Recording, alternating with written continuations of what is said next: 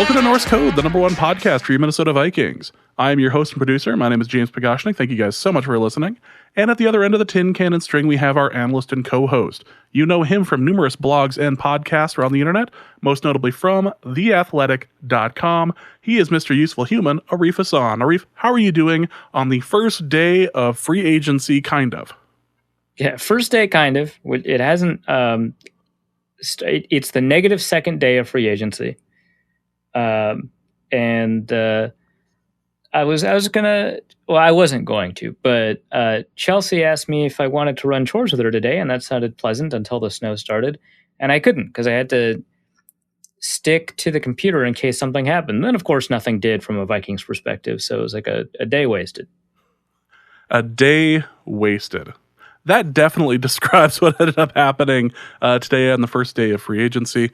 Obviously, you know, since we're recording on the Monday, all the cool stuff is going to end up happening on the Tuesday, and we'll have to talk about putting out a supplemental episode later in the week to cover all of that. But I unfortunately now have the theme song to Ducktales in my head because I looked on Vikings Twitter, which you should never do.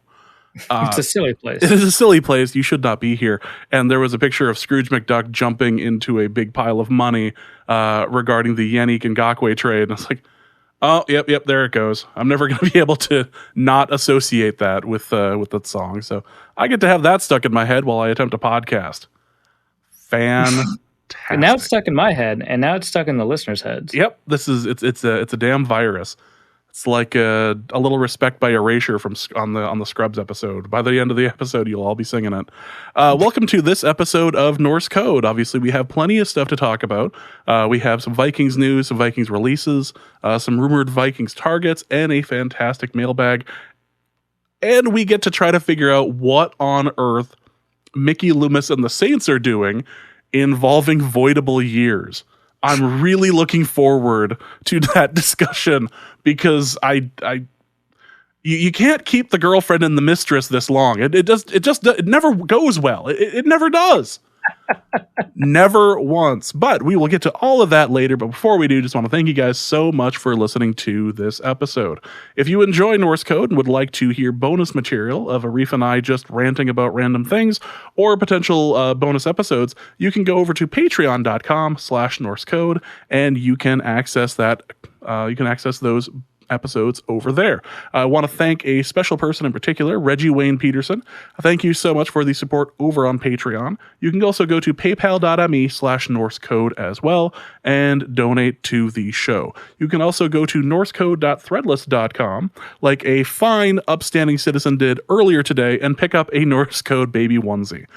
You can pick up baby onesies and all sorts of various items, including cups, shirts, and all that. They've actually been having a lot of sales over at Threadless, so if you are interested in such silliness, you can go to norsecode.threadless.com and check it out. They had some free shipping up there and some discounted t-shirts. So again, if you're interested, head over there. We get like $1 off the t-shirt. So don't worry about we're not doing this for money, clearly, the podcast or the t-shirt thing. So this isn't for that. If you like it, Draw Play Dave did an amazing job on the logo. Check it out.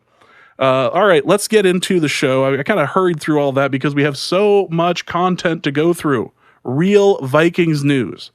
Let's start off with the big news, which is involving Danielle Hunter potentially holding out due to not being paid enough up to the rest of the league. We've talked in years past about how the Danielle Hunter how the Danielle Hunter contract is a bit of a steal, and apparently someone clued him in on that. Yeah, I mean, it doesn't take a lot for him to kind of realize that. Just seeing all these deals get floated around, right? Like Leonard Floyd's deal, Shaquille Barrett's deal, Matt Judon's deal, even seeing all of these edge rusher deals go down. It's fairly clear that Danielle Hunter is ridiculously underpaid, and I think that part is fairly uncontroversial. I think the part where fans kind of get into arguments with each other and arguments with me is whether or not he has any right to feel any grievance towards that, or whether or not he's got the ability to really change that reality at the moment in time. And I guess we'll see, right? Like, regardless of, who's right or wrong, we'll probably see, because it sounds like he's kind of dug in on this. Chad Graff, my colleague at The Athletic, just released a story indicating that he is actually frustrated. It's a follow-up to the reporting that Ian Rappaport did in October, that this is going to happen. And, we've been kind of hearing this sort of thing. Judd Zulgad's been talking about it a little bit too, for a little bit. So it's not shocking, right, that this is happening. It's, this background is the reason I wrote my story about what his value might be. And so, I mean, and there's still some people that kind of doubt this, but I think that the most revealing thing today was that there was, I'm not going to say a throwaway line, because it was a somewhat significant piece of reporting, but it was one line in the story that was somewhat unrelated, which was that Danielle Hunter was potentially seeking out, the likelihood that he would, find a new agent, because he was frustrated with his last agent and what he did, not just because of how bad that initial deal was, which, correct, for his end anyway, but also kind of, beyond that, how things have been handled. And so if that's the case, that would be kind of big if he's switching agents, but that's the only part Danielle Hunter responded to. So he could really, he had a couple of options, right? The first one is to pretend this story never got published. Athletes do this all the time, right? They don't comment. They pretend they don't see any of the media about them. They don't log onto Twitter, and they just have blinders for stuff about this, right? Even Stephon Diggs for a while was he was cryptic and alarming on Twitter, but he would never really, on Twitter anyway, directly address some of these stories. Obviously, after it got to a point, midway through the season, he addressed it directly to reporters when he said there's truth to all rumors. But, a lot of athletes will not deal with the story at all. The other part is that they could deny the story, right? They could say, I'm not holding out or whatever, right? Which, if you are going to hold out, it somewhat undercuts your leverage heading into the negotiating period. But what Hunter did is he only interacted with the part of the story about switching agents.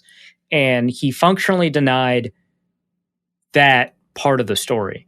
And so I think that kind of background confirms everything else. The reporting that he's frustrated, the reporting that he's upset at Spielman, and he's not. So I want this to be clear too. A lot of people seem to think that he's upset at the Vikings for the deal that they offered him. And that is not the sense that I got from this story. And of course, I talked to Chad a little bit.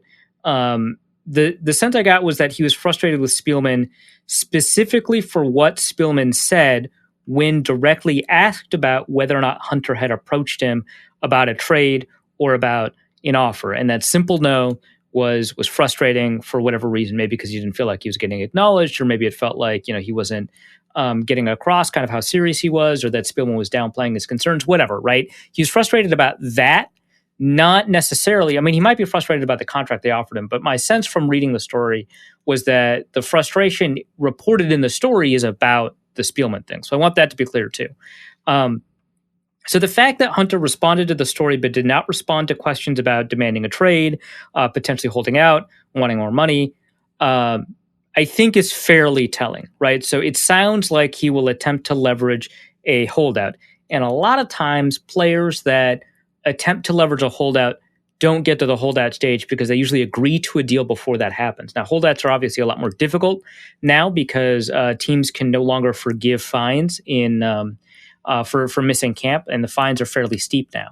And that didn't used to be the case, and players would negotiate teams forgiving those fines when they were holding out. So they wouldn't come back until those fines were forgiven, which they can't do anymore. So this leads us to this question: what leverage does Danielle Hunter have?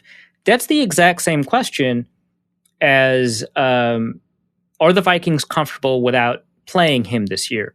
Now, the leverage also comes on is undercut on his own side, right? Which is that he has to also be comfortable with not getting paid this year. Le'Veon Bell attempted to exercise that leverage. It did not go very well for him, but he's a running back, right? And that's a little bit different. And so from Hunter's perspective, the Vikings saw what happened without him, right? And they also know that he is the fastest player from an age perspective anyway to hit 50 sacks.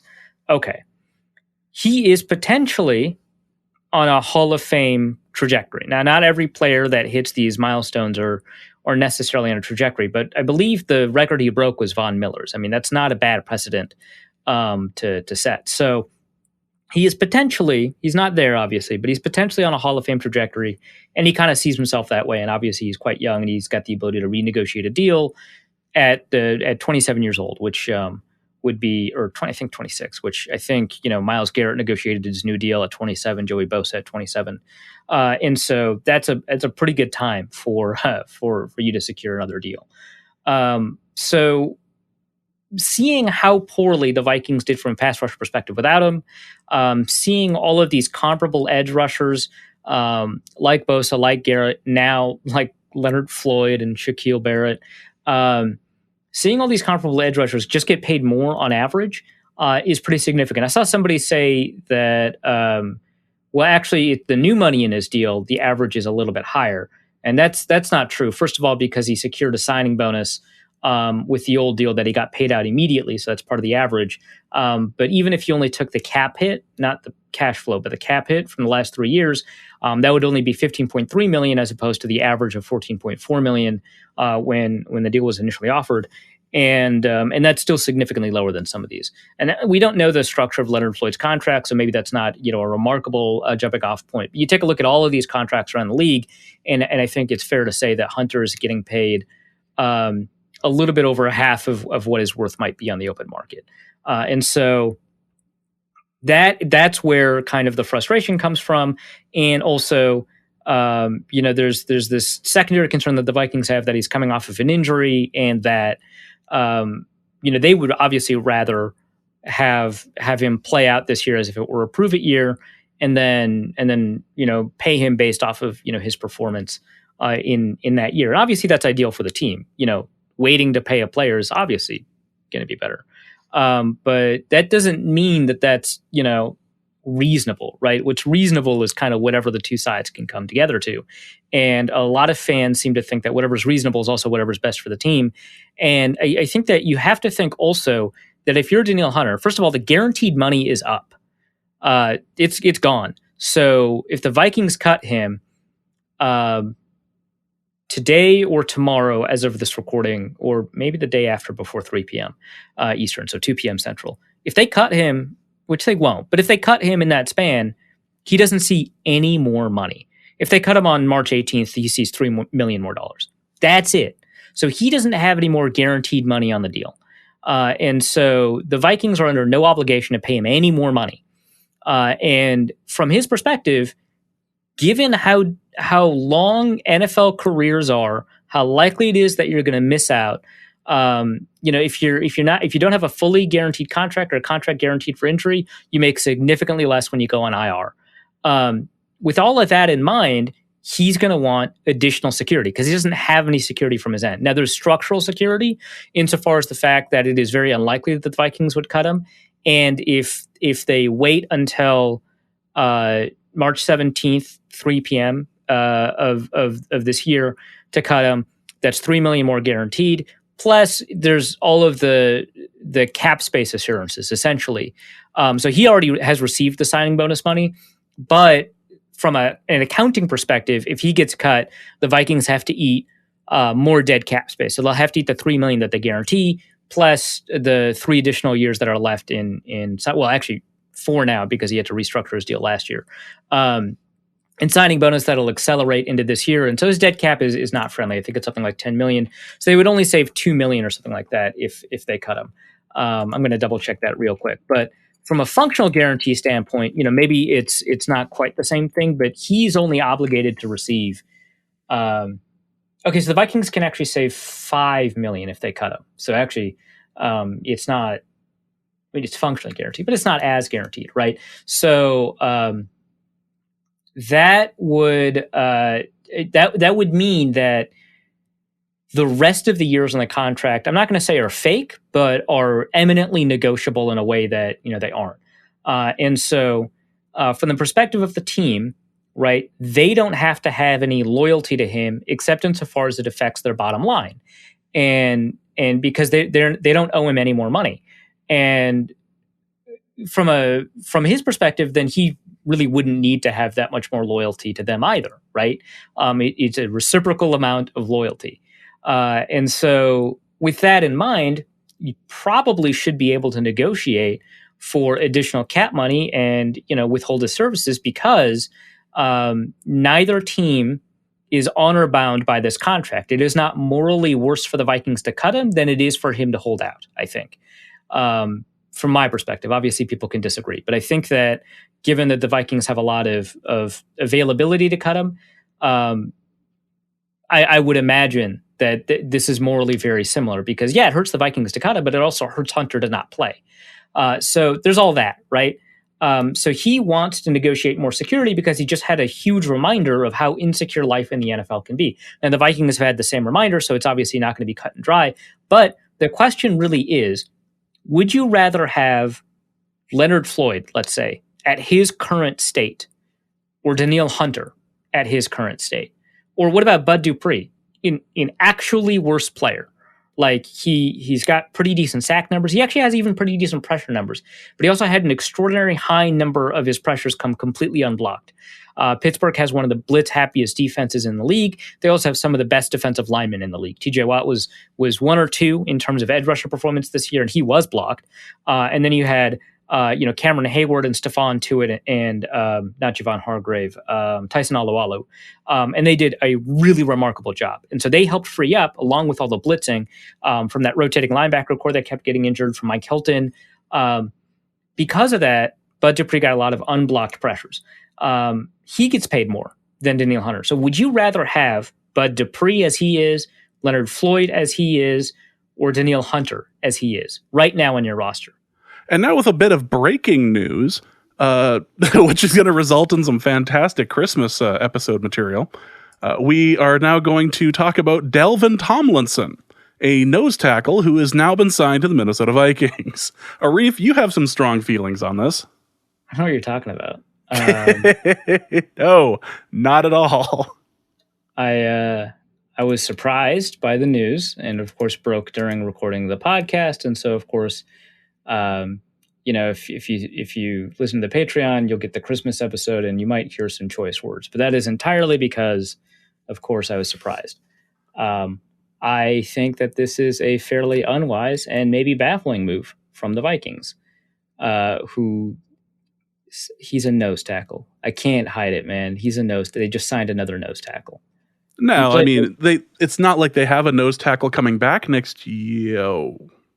Right. Like, yeah. I mean, he played nose tackle for Alabama. You can't get any more nose tackle than that.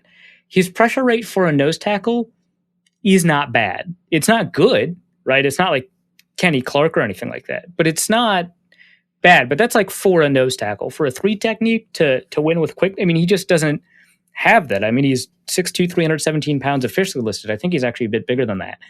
I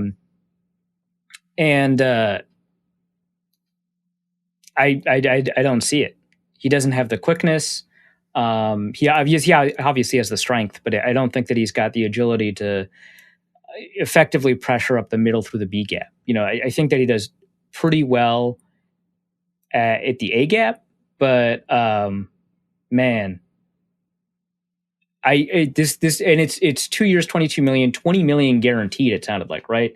So it's an $11 million a year. Yeah, $20 million total guaranteed, $16 million fully guaranteed, which obviously there's a difference. I don't like how they report that, but I imagine if he's on the roster next year, that additional $4 million gets guaranteed. It's probably a rolling guarantee. So $16 million fully guaranteed, $50 million signing bonus. My guess is that means that his cap hit is was a 7.5 plus 1, so $8.5 million this year, and then the rest gets put into next year. That's my guess. Because if he's got $1 million guaranteed, that means it's probably that entire base salary this year plus the signing bonus, which is $15 million. So that's the $16 million total guaranteed. And then I imagine he gets 4 more additional guaranteed, as a rolling guarantee on the roster next year. So that's a lot of money, I think, to dedicate to having an unusual defensive setup. Does this mean that we're not going to get back our favorite nose tackle from 2 years ago. Well, Linval? Yeah. Yeah, that's not happening. Yeah. Like, there had been some tweets recently or some comments that Linval had been working out in his old Minnesota Vikings stuff and had liked some stuff about potentially returning to Minnesota. So I think he just likes his time in Minnesota. I don't think that means anything. Yeah, but still, yes, that was my thought too. I'm not gonna. Right. I refuse. I absolutely refuse to do analysis on a Vikings player's Instagram account. I'm not gonna do that. However, I do think we've got Luke Braun for that, right? Yeah, that is why Luke Braun exists, and good for Luke.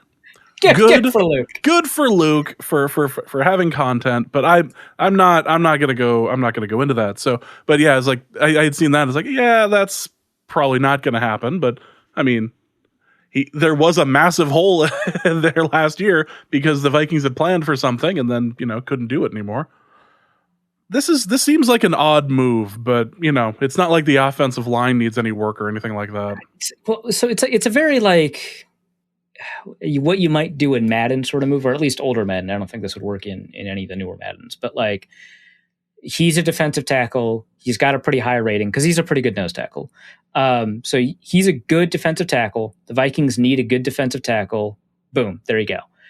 But that's not really how it works. And I would love to be wrong, obviously, right? Like I've been upset at Viking signings before and they've turned out pretty decently. So, but the last time I reacted like this, where I was baffled, was when they signed Vlad Ducktales. I was just like, what is happening? This makes no sense. And I was right about that. I don't know if I've been this baffled by a signing since then, except obviously with the Dalvin Tomlinson signing. I don't really get, Ryan Fitzpatrick signed with Washington. That's a much more exciting and funny story. I don't really get what's happening. He continues on. Yeah. I mean, he retired this year. Yeah. Good for him, dude. Incredible.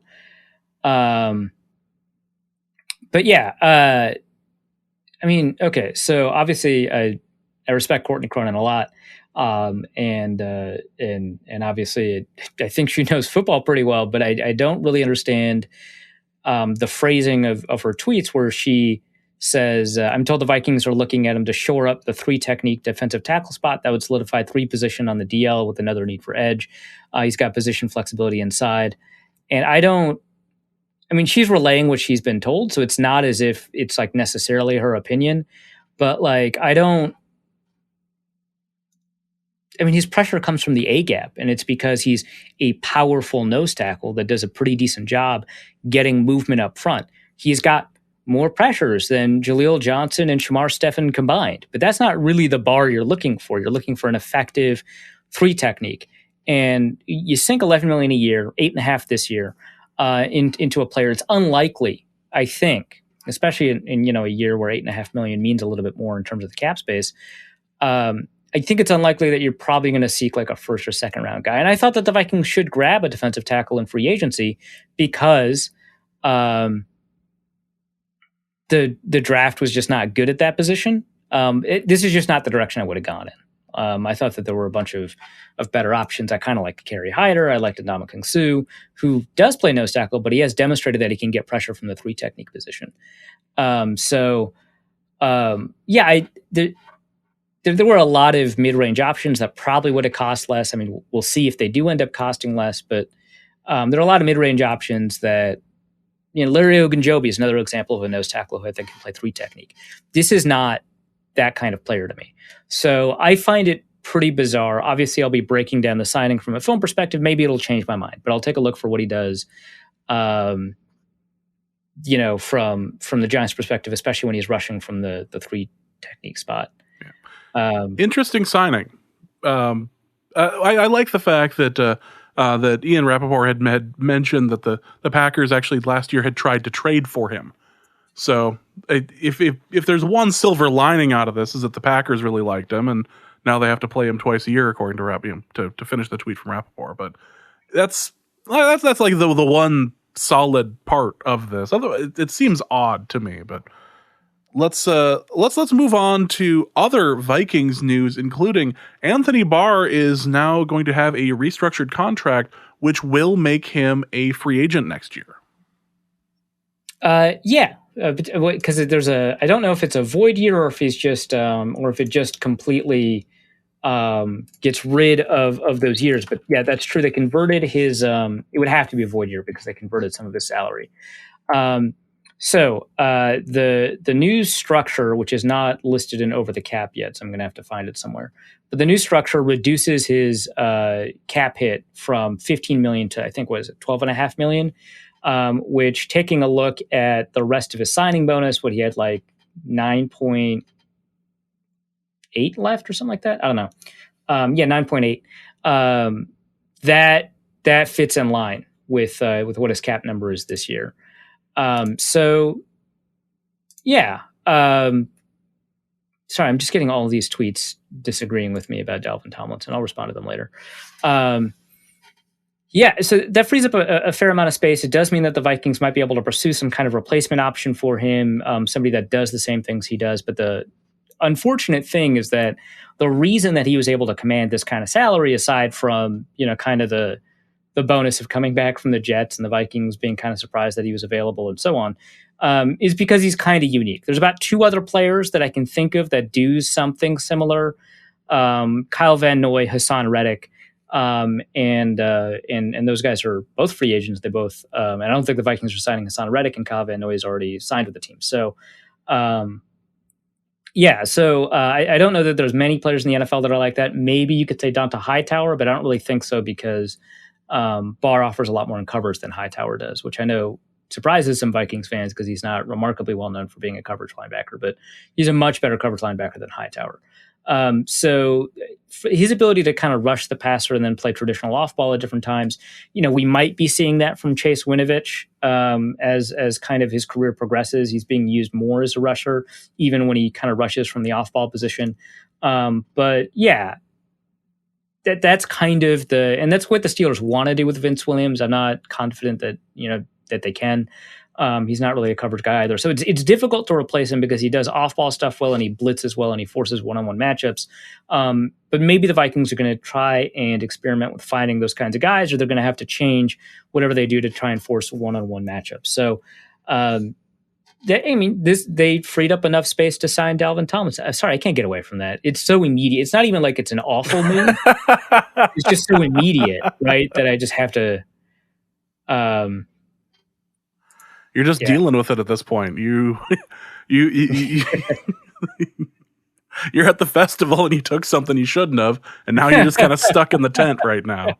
You're just kind of dealing with it. Maybe I can convince maybe I can convince your girlfriend to bring in some charcoal and some orange slices, and maybe you'll be able to come down from this.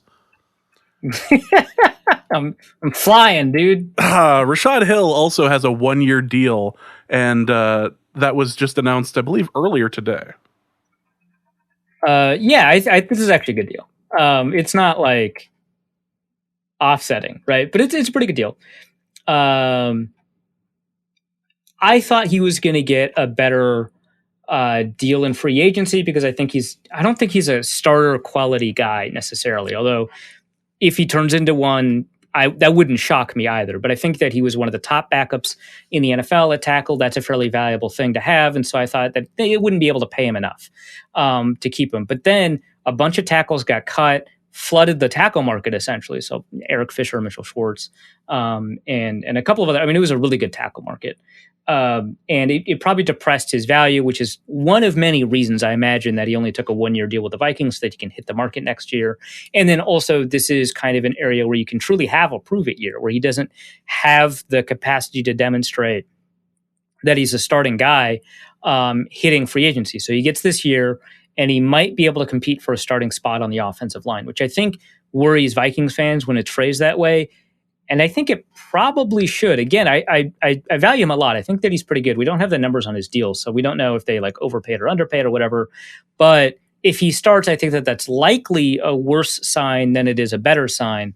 But I think it makes sense from his perspective to do this, and I think it makes sense from the Vikings' perspective to do this. So, yeah, I don't think that this was a surprise, or I was surprised. I don't think that this was a shockingly bad or good move or anything like that. But I do think that the Vikings benefit from this unless they're forced to play him. So it might be the case that Ezra Cleveland is competing for that left tackle job, and if Rashad Hill beats him out for that job, that's probably bad. It might not be. He might just turn into a pretty good player, right? That's probably bad. But for him, obviously, that's a good thing because he can kind of prove his value in the market and become a starting guy. So having him on the roster is a good thing. Having him be your necessary starter is a bad thing, is what I'm going to say. I think that he is more valuable as a roster spot, as a one-year guy, than most of the people that you're going to find on free agency. I thought this was good for the Vikings. It was a smart move. But I don't think that this means that any position is solved and they shouldn't treat it like that. So let's go to the Vikings releases. And the biggest name that was released is obviously Kyle Rudolph. And you had basically predicted as much on last episode. And then literally the next day, Kyle Rudolph ended up getting released. No hard feelings on either part. Rudolph is exploring the market and has left a pretty big legacy both on and off the field. The cut occurred, I think, after our last episode. So there's like a long gap between Kyle Rudolph getting cut and us being able to talk about it. It made a ton of sense. Obviously, like you said, he had an enormous impact on the community, and I imagine him deciding that he wanted to be cut or asking for his release, essentially, was probably difficult for him just because of how important Minnesota is to him. And that's genuine, right? I remember I tweeted out that Kyle Rudolph wasn't at camp 2 years ago, because he was at a golf event, because that's what I was told, like verbatim. And people got mad at me because it was a charity event, which I thought was inherent in the tweet, right? It was like the NFL Man of the Year event. I mean, He didn't win it, but he got invited to it. And people got mad at me because I didn't specify it was a charity event. And so it made it seem like he was like just golfing, which like wasn't like my intention, right? Like that was verbatim what I was told from the person I asked. That's just kind of who he is, right? It's important to him. But yeah, I think that this is probably good for both sides. It allows them to get more snaps at less cost for Irv Smith and Tyler Conklin, probably another tight end that they're going to draft or sign in the coming minutes, it seems like. And for Kyle Rudolph, he gets to be in an offense where he gets to kind of run more receiving routes because he did a bunch of blocking. Like he said, yeah, I'm blocking on pretty much every route. And I was like, is he just like saying stuff? Because sometimes, people will exaggerate. Like he compared himself to Gronkowski a few years ago, not in terms of talent. Well, kind of in terms of talent, but also in terms of usage. He's like, Gronkowski doesn't get enough, credit for how good of a blocker he is, which, that's true, right? But Rudolph blocked a lot. He wasn't necessarily very good at it. So his complaint this time is that, or not complaint, but his concern this time is that he's much better used as a receiving tight end. He'll block when you ask him to. He's totally willing to do it. And that's true too. But he's just better as a receiver. I don't know if he's a good receiver anymore, but he's valuable inside the red zone, and some team's going to find some use for him. So I thought it was good for both sides because he was never going to get that money that he was owed this year from the Vikings. He's going to find the Vikings just signed Nick Vigil to a 1-year deal. It's $1 million. It's not that big a deal. All of these deals are rolling in right as soon as we hit record, huh? But yeah, I think that it's fine. Like it sucks because, you lose kind of somebody who meant a lot to the Vikings. I mean, he meant so much that the Vikings put out like a whole thing, like a giant, like photoshopped thank you letter and stuff like that with like his image in the back. Like they spent time. He had a nice, he even had a nice write-up that he had done at the Players Tribune. Yeah. Yeah, it was good. So, kind of end of an era. Interesting comment on Sam Bradford though. Well, non-comment, right? Because he thanked every quarterback except Bradford? Or? No, he thanked every quarterback except for Kirk Cousins. That was the thing. It. Yeah, he had the comment about He had the comment about Bradford about how if he hadn't gotten hurt that year, they definitely would have won. And that was the year that that Case Keenum got them over to the NFC Championship game. I see it. Yep. I mean, Cousins got him the most yardage he's ever gotten, so and nothing there.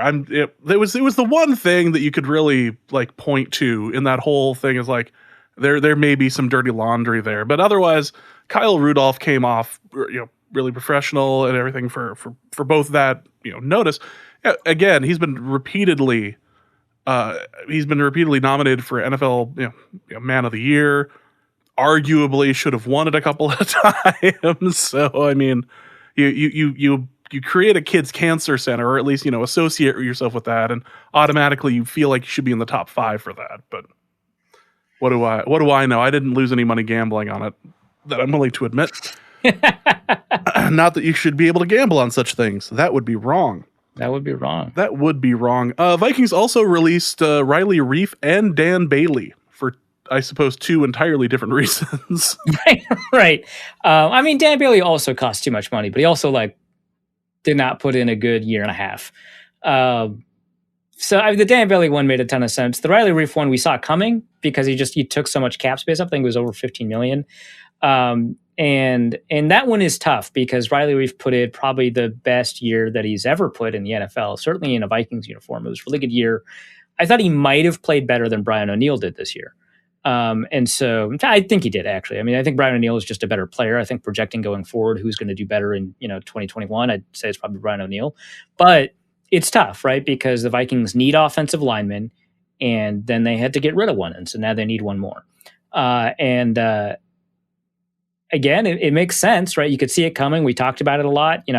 I would hope from the Vikings' perspective that they wanted to work something out and get kind of another not even a restructure, just an extension done, so that they could essentially just cut his pay, replace his old contract with a new contract, which is why it's not necessarily a restructure. And they couldn't do it, right? Yeah. I mean, that's tough. They're going to have to invest in more offensive linemen. Maybe Dalvin Tomlinson could play guard. I don't know. But I'm looking for places to play him, man. Really? As it stands, I don't know where he plays. But is he going to kick or is he going to hold? He might. Someone already tweeted at me that he might know how to kick. So, more he can do, right? But I mean, that likely means, like we already mentioned, that Rashad Hill might have seen the writing on the wall and that he might get a chance to genuinely compete for a left tackle spot. I think Hill is better on the right side anyway, but whatever, let him have a shot. And then Ezra Cleveland might, and Cleveland to me is much more natural tackle than guard. Last time I talked about Ezra Cleveland on the podcast, a lot of people responded to me and said, well, Arif, he's not playing his natural position. And I thought I was kind of making that clear, that I thought that, him not being able to play guard well is not a referendum on his value as a second round pick. I think that he is a tackle. And so I think that if you move him to tackle, he might play, quite a bit better. So, that doesn't, that doesn't contradict anything I think about him. But, I think that it makes an already known difficult situation for the Vikings already difficult. So, or even more difficult. So, yeah, tough. Well, let's go over to some rumored Vikings targets that are still available in free agency, or have just been picked up while we've been recording. Carl Lawson is now a Jet. So there are a bunch of players that were rumored to be Vikings targets. So some real upset Bengals fans on the timeline on that one. They made up for it with another signing that was a Vikings target. And of course, the Vikings and the Bengals would have similar targets, right? They've got a similar structural DNA on defense.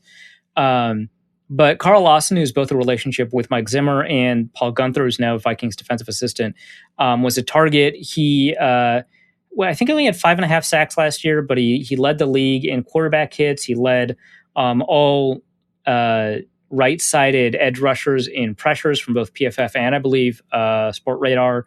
And so he was the case where he probably should have ended up with more sacks than he did. And I think from Seth Walder's expected sacks metric, he was, quote unquote, the unluckiest in terms of total sack numbers. And so he probably was going to regress forward. The other edge rusher that they were pursuing, so he signs with the Jets, and that was a fairly good signing for the Jets, especially since he didn't cost like an arm and a leg. The other edge rusher target was Trey Hendrickson, former Saint. And he's a guy that I liked a lot. I think he's a Florida Atlantic, I think. I liked him coming out of college because when I was doing a bunch of production metrics for what kind of predicts success going forward in terms of college production, that year he was in the same draft class as Myles Garrett, and he was second to Myles Garrett. But got drafted in the 4th round just in terms of production metrics. And I was like, this guy is kind of interesting. I'm kind of curious. A bunch of people will produce in college and not, be great NFL players. And, Carl Nassib is a really good example of that.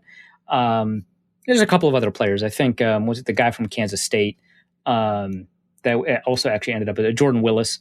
A bunch of players that were productive. But, his production metrics were both from a pressure rate and a sack total perspective, and kind of the most predictive pressure metrics that you can have. That includes tackles for loss. He was second to Myles Garrett. So I was pretty intrigued. And then his athletic testing numbers came in, and they were really phenomenal. And so from an analytical profile, he was the second best, quote unquote, analytics edge rusher, which doesn't mean he was the second best edge rusher in the draft. But in terms of kind of outperforming the draft, he was probably the second best candidate from an analytics perspective. So I liked him a lot. And then I watched some of the FAU stuff. That was actually pretty difficult to watch because he wasn't up against a bunch of very good tackles very often. So it was kind of difficult to evaluate. But I liked his first step and all that. And so, he was kind of hiding in the Saints for the first couple of years. And then after, was it Marcus Davenport went down? He ended up playing, and he ends up, I think, tied for the lead in sacks this year with 13.5. So he actually overperformed his sack totals just in terms of pressure to sacks. He had the most sacks per snap in the NFL. And I expect that'll regress. I don't think that he's, that he's going to lead the league in sacks per snap or anything like that, especially because he earned a full-time job. He's probably going to get 1,000 snaps if he stays healthy.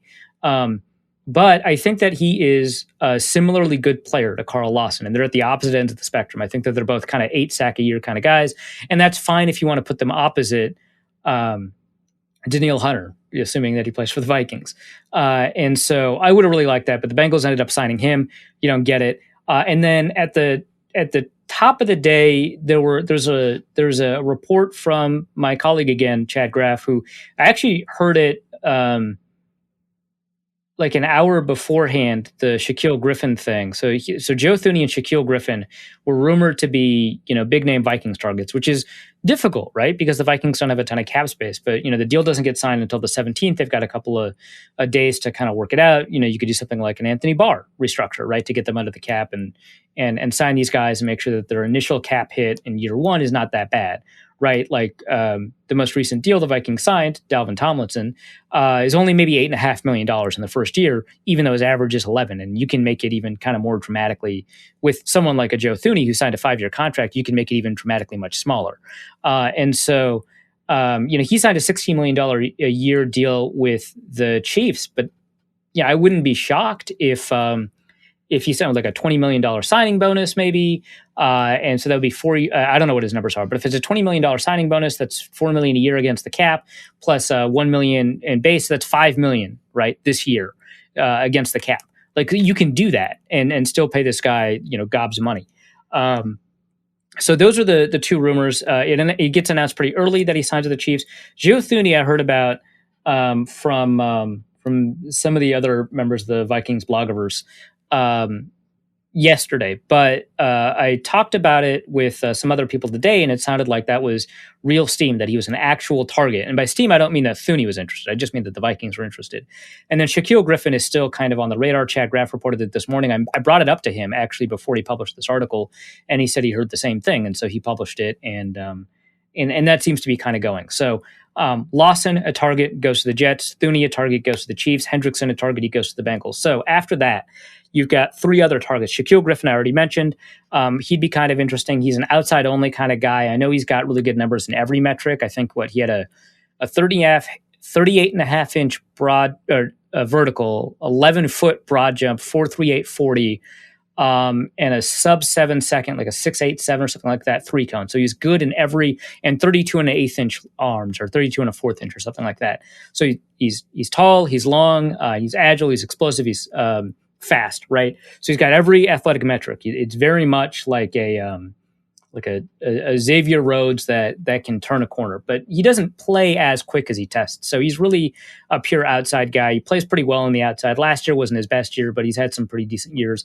Doesn't have the interception numbers, but that's not as important for Zimmer. And he does seem like he'd be a good fit in what the Vikings do because, he's much better in man coverage than in zone, but the Vikings version of a zone is very similar to man coverage anyway. And so that would be interesting. And that would push Jeff Gladney to the inside. So I'm kind of curious about that. They're also rumored to be in on William Jackson III. That makes a ton of sense. Bengals guy, similar defensive system, had one really good year, got injured. Well, so he got injured first, right? And he missed his rookie year. The first year he comes back from injury, he was one of the best cornerbacks in the NFL. I think he got hurt again, and he hasn't played at that level. But I think, a lot of teams think that they can unlock him. Over the cap estimated his contract to be something like $6 million a year, and PFF estimated it to be like $16 million a year, $15 million a year.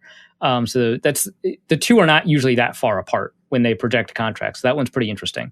And then the other one, I think Darren Wolfson, Doogie broke this. Will Parks was a Vikings target, and he's somebody that the Vikings put a claim on way back when he was waived, I think by Denver, but the Eagles had priority, and so they picked him up instead. So he might continue to be a Vikings target. He's a safety, and he played pretty well for Denver, but obviously they waived him, so he didn't play very well for very long. And the Eagles, obviously, they didn't secure him to a long-term deal before they let him hit free agency. So not an outstanding candidate, but I think that the concern about, the only safety that you have besides Harrison Smith is Josh Metellus. I think that, that's a good, person to have in the building, and he can kind of do a bunch of the stuff structurally, schematically, that Anthony Ayers can. I don't think he can do it as well or anything like that, but in terms of the stuff that you're asking him to do, he can kind of mostly do it. So those are all I know about the rumored Vikings targets. I did not hear about Nick Vigil, who just signed, or Dalvin Tomlinson, or anything like that. But yeah, so hearing that someone's a target does not mean that's the only universe of players that the Vikings are looking into. And hearing someone's a target is also clearly the case that, they're not going to be able to necessarily grab them, as you can tell from the first three names on this list. Well, yes, that is kind of how that ends up working. And until we started recording, there hadn't been really any news. And some people had actually gone out and recorded and said as much. And that is why you don't record early on the Monday of free agency. Yeah. Matt and Sam. Those are rookie things. Nice. UND tied it up. Oh, we're still recording. Awesome. I'm not being unprofessional at all. All right, let's talk about some notable around the NFL stuff, including what is going on with the Saints. This is almost the whole reason I wanted to have a podcast today, was so that you could explain void years to me, because this is such an absurd thing that has to catch up with the Saints eventually. Like, Mickey Loomis has to get arrested at some point for this. This just seems absurd. So in case you were not paying attention yesterday, what ended up happening was Taysom Hill signed for an absurd, or had his contract restructured. Is that a better way of saying he had it restructured here? It's essentially an extension. So It's a restructure and an extension. So they converted the salary that he was due this year into base salary. That's the restructure. They also added a bunch of new money out of the contract. Yep. Kind of, but not really, because this is supposedly $140 million 4-year deal with that only incurs a $12.5 million cap hit this year or something like that, or maybe even less. Years voidable. Except this year. This year's fully guaranteed. Yeah, okay. Sorry. All years after, because that makes a difference here. All years voidable. It's just looking at that, I was like, did they actually sign him? Is this the Willie Mays Hayes situation from Major League? Okay, well, you can at least show up to training camp. Well, okay, so I don't know the exact terms of the Taysom Hill extension, I guess is the word we're using. The people at Over the Cap put together a really great, so Jason Fitzgerald, who is the lead guy on that site, put together kind of a great explainer of this. So what ends up happening is that Taysom Hill functionally has 4 years added onto his contract. There's $140 million in new money, plus also there's this year. So it's a 5-year contract. The maximum amount of prorating that you can do on a signing bonus is 5 years. In fact, that's just how it is. It's either the length of the deal or 5 years, whichever comes first. And so a 5-year deal means that the signing bonus from a cap accounting perspective is stretched out over those 5 years. And so his signing bonus is like almost the entire contract, right? So he was owed like $16 million. And so if his base salary was reduced to $1.3 million, he still has a prorated cap charge from his previous deal, so $4 million. So that's on top of that, plus a signing bonus on top of that, which Jason Fitzgerald projects to be like $1.9 million or whatever. So his cap charge this year is about $8.6 million, right? If they cut him, that's like $16 million against the cap. What the additional years added onto the contract in the language of the contract are automatically voided. Probably. They could all be team options, right? And they might. So the difference here is in what kind of happens from the team perspective. If the team does nothing with an automatically voided contract, that player gets cut. If a team has team options and a team does nothing, that player stays on the roster. So the team has to decline the club option for that player to get cut. And there's also a difference in terms of, I found this out, in terms of compensatory free agency. So if it is a club option and you decline the option and they change the wording, so this is universal, not just if you rework a contract like with Robertson Griffin last year. So this is why the Vikings did not get a compensatory free agent with Robertson Griffin. They added a club option to the contract, which wasn't there before. But if you decline the option, that's like cutting the player. They're not eligible to be part of the compensatory pick formula. But if it's an automatically voided contract, that ends up freeing up that player to be counted as a compensatory free agent if he signs elsewhere.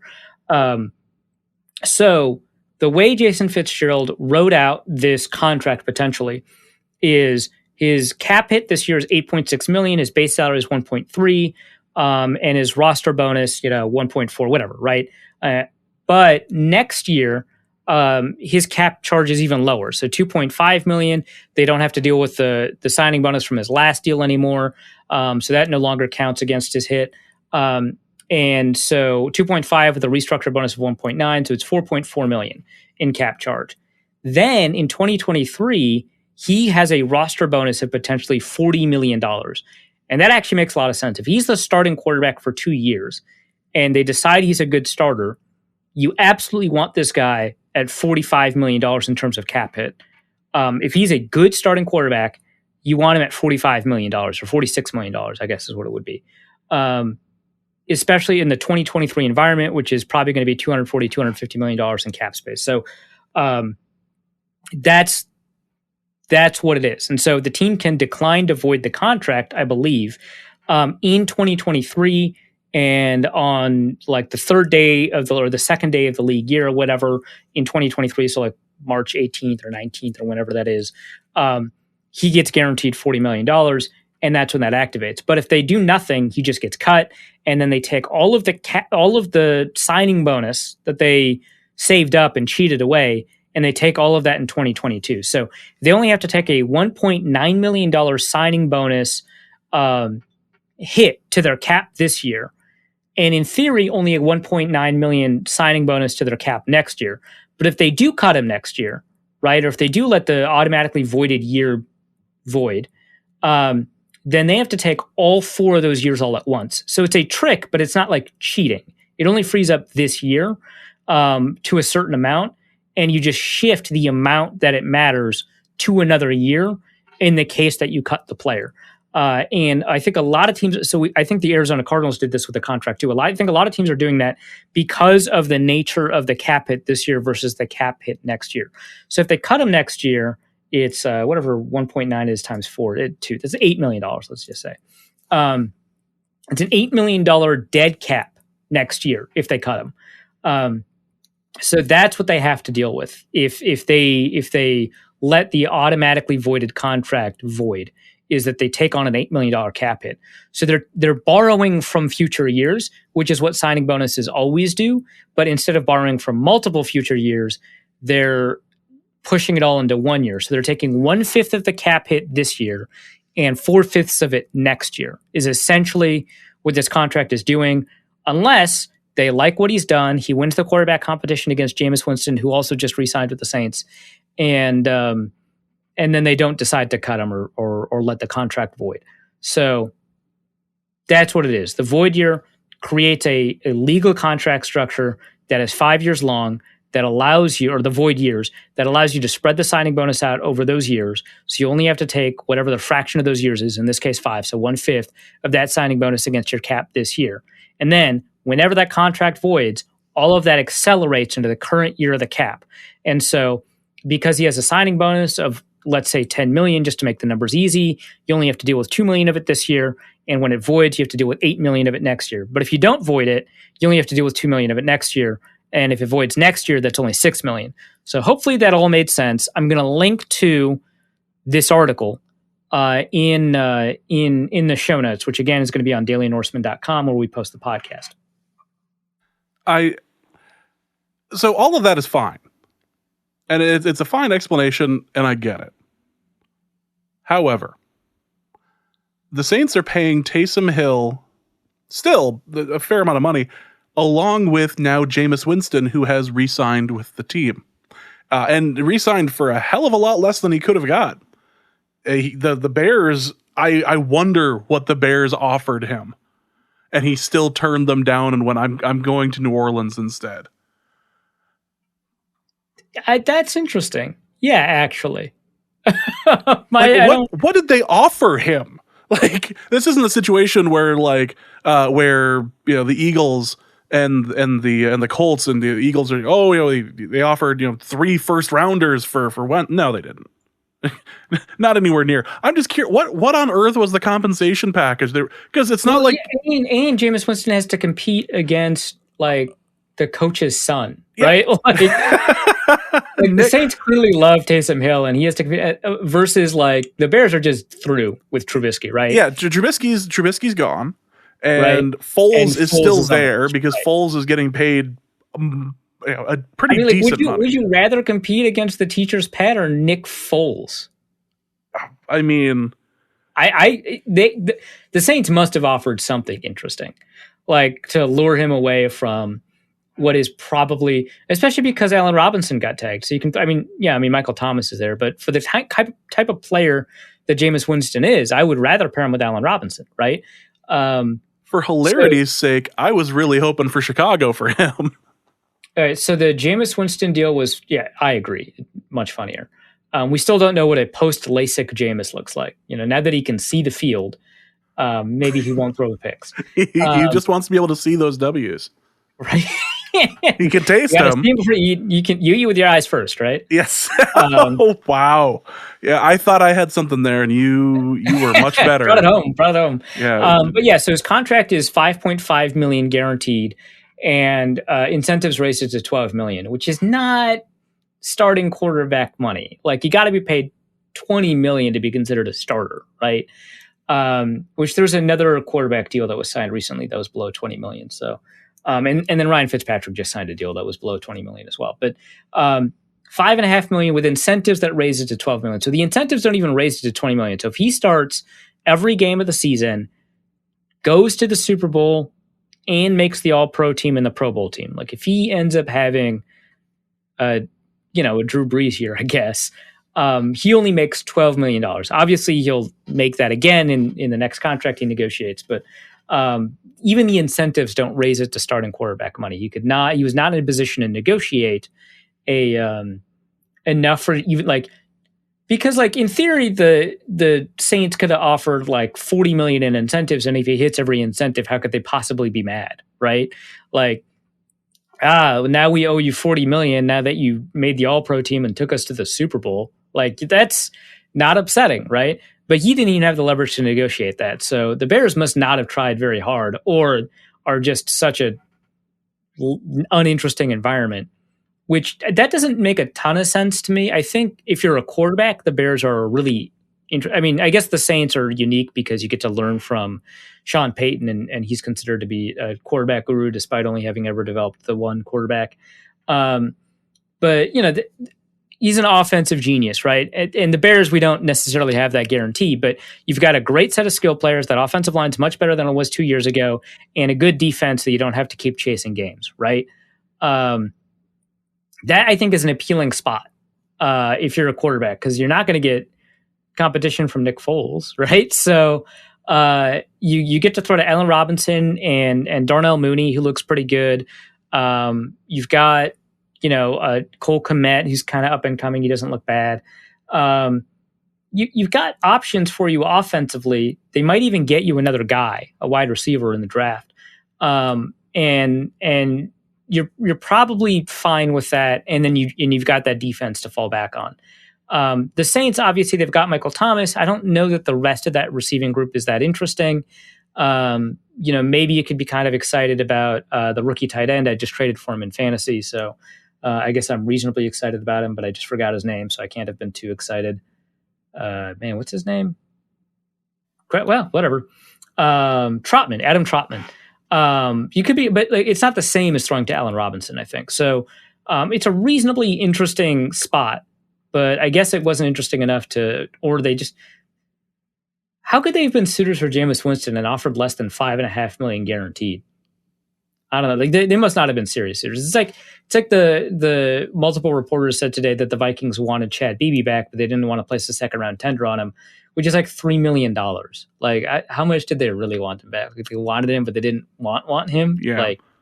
I like you, but I don't like you. I still find it odd that the Saints are attempting to keep both the mistress and the wife there, but I'm curious to see. They got they're keeping the mistress and the girlfriend. They got rid of the wife. Oh, that's right.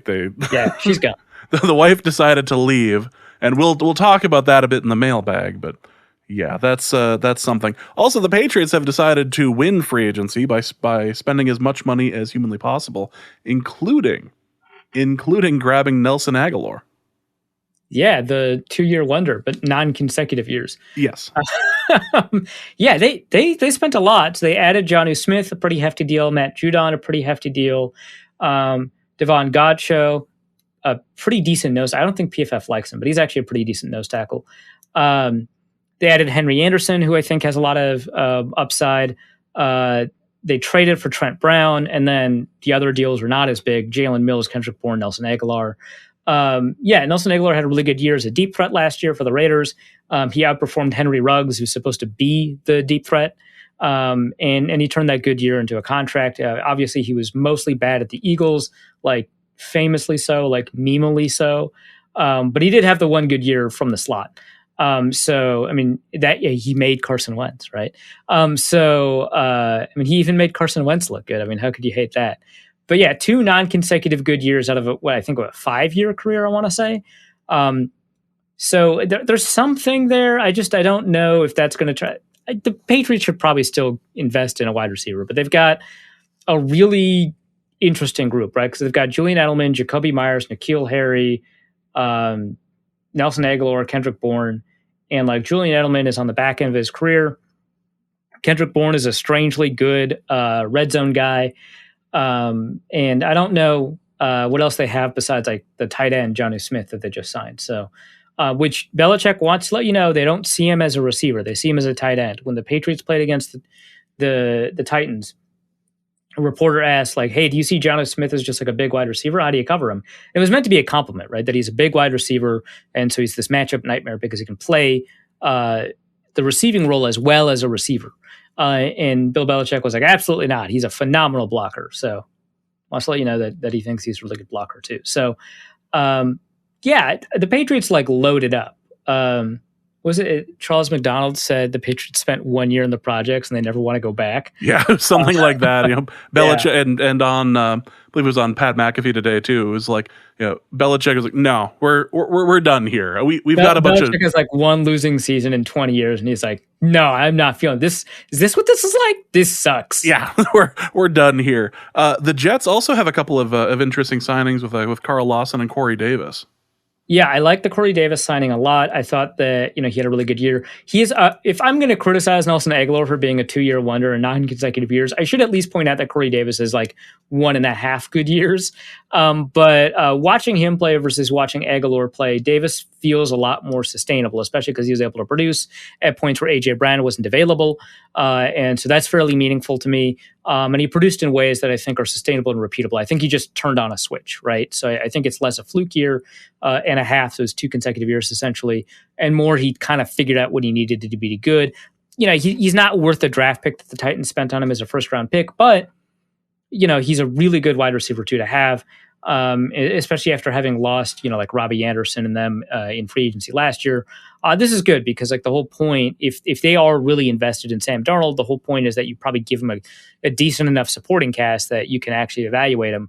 And with like Mekhi Becton, hopefully healthy for the full year, they might get that opportunity. And if not, they'll draft a quarterback, and they need to, provide that quarterback with an environment anyway. So that's good. I like that. Carl Lawson, we just talked about, so I'll skip past that. They also signed Gerard Davis. I thought that was a bad signing. It was initially reported as a 1-year, $7 million deal. I thought that was a little bit too expensive for a player that's not good. Connor Hughes, my colleague at The Athletic, later reported that it's really only guaranteed for 5.5. The other 1.5 are incentives. If they're playtime incentives, I still don't love the deal.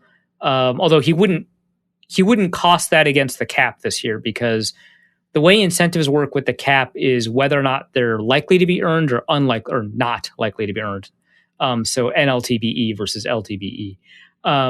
And generally speaking, the determinant of whether or not an incentive is quote unquote likely to be earned and therefore counts against the cap this year is whether or not they hit those incentives last year, barring something else, right? And the team can negotiate with the player what counts as a likely to be earned versus unlikely to be earned incentive, because the player gets that money sooner if it's likely to be earned. If you're injured the entire year, teams won't get it. And you could take it to arbitration. It rarely goes to arbitration because it's kind of a minor thing in the deal because you end up getting that money anyway. But I don't think he'll hit or I don't think that those playtime incentives count against it this year because he didn't hit any of them last year.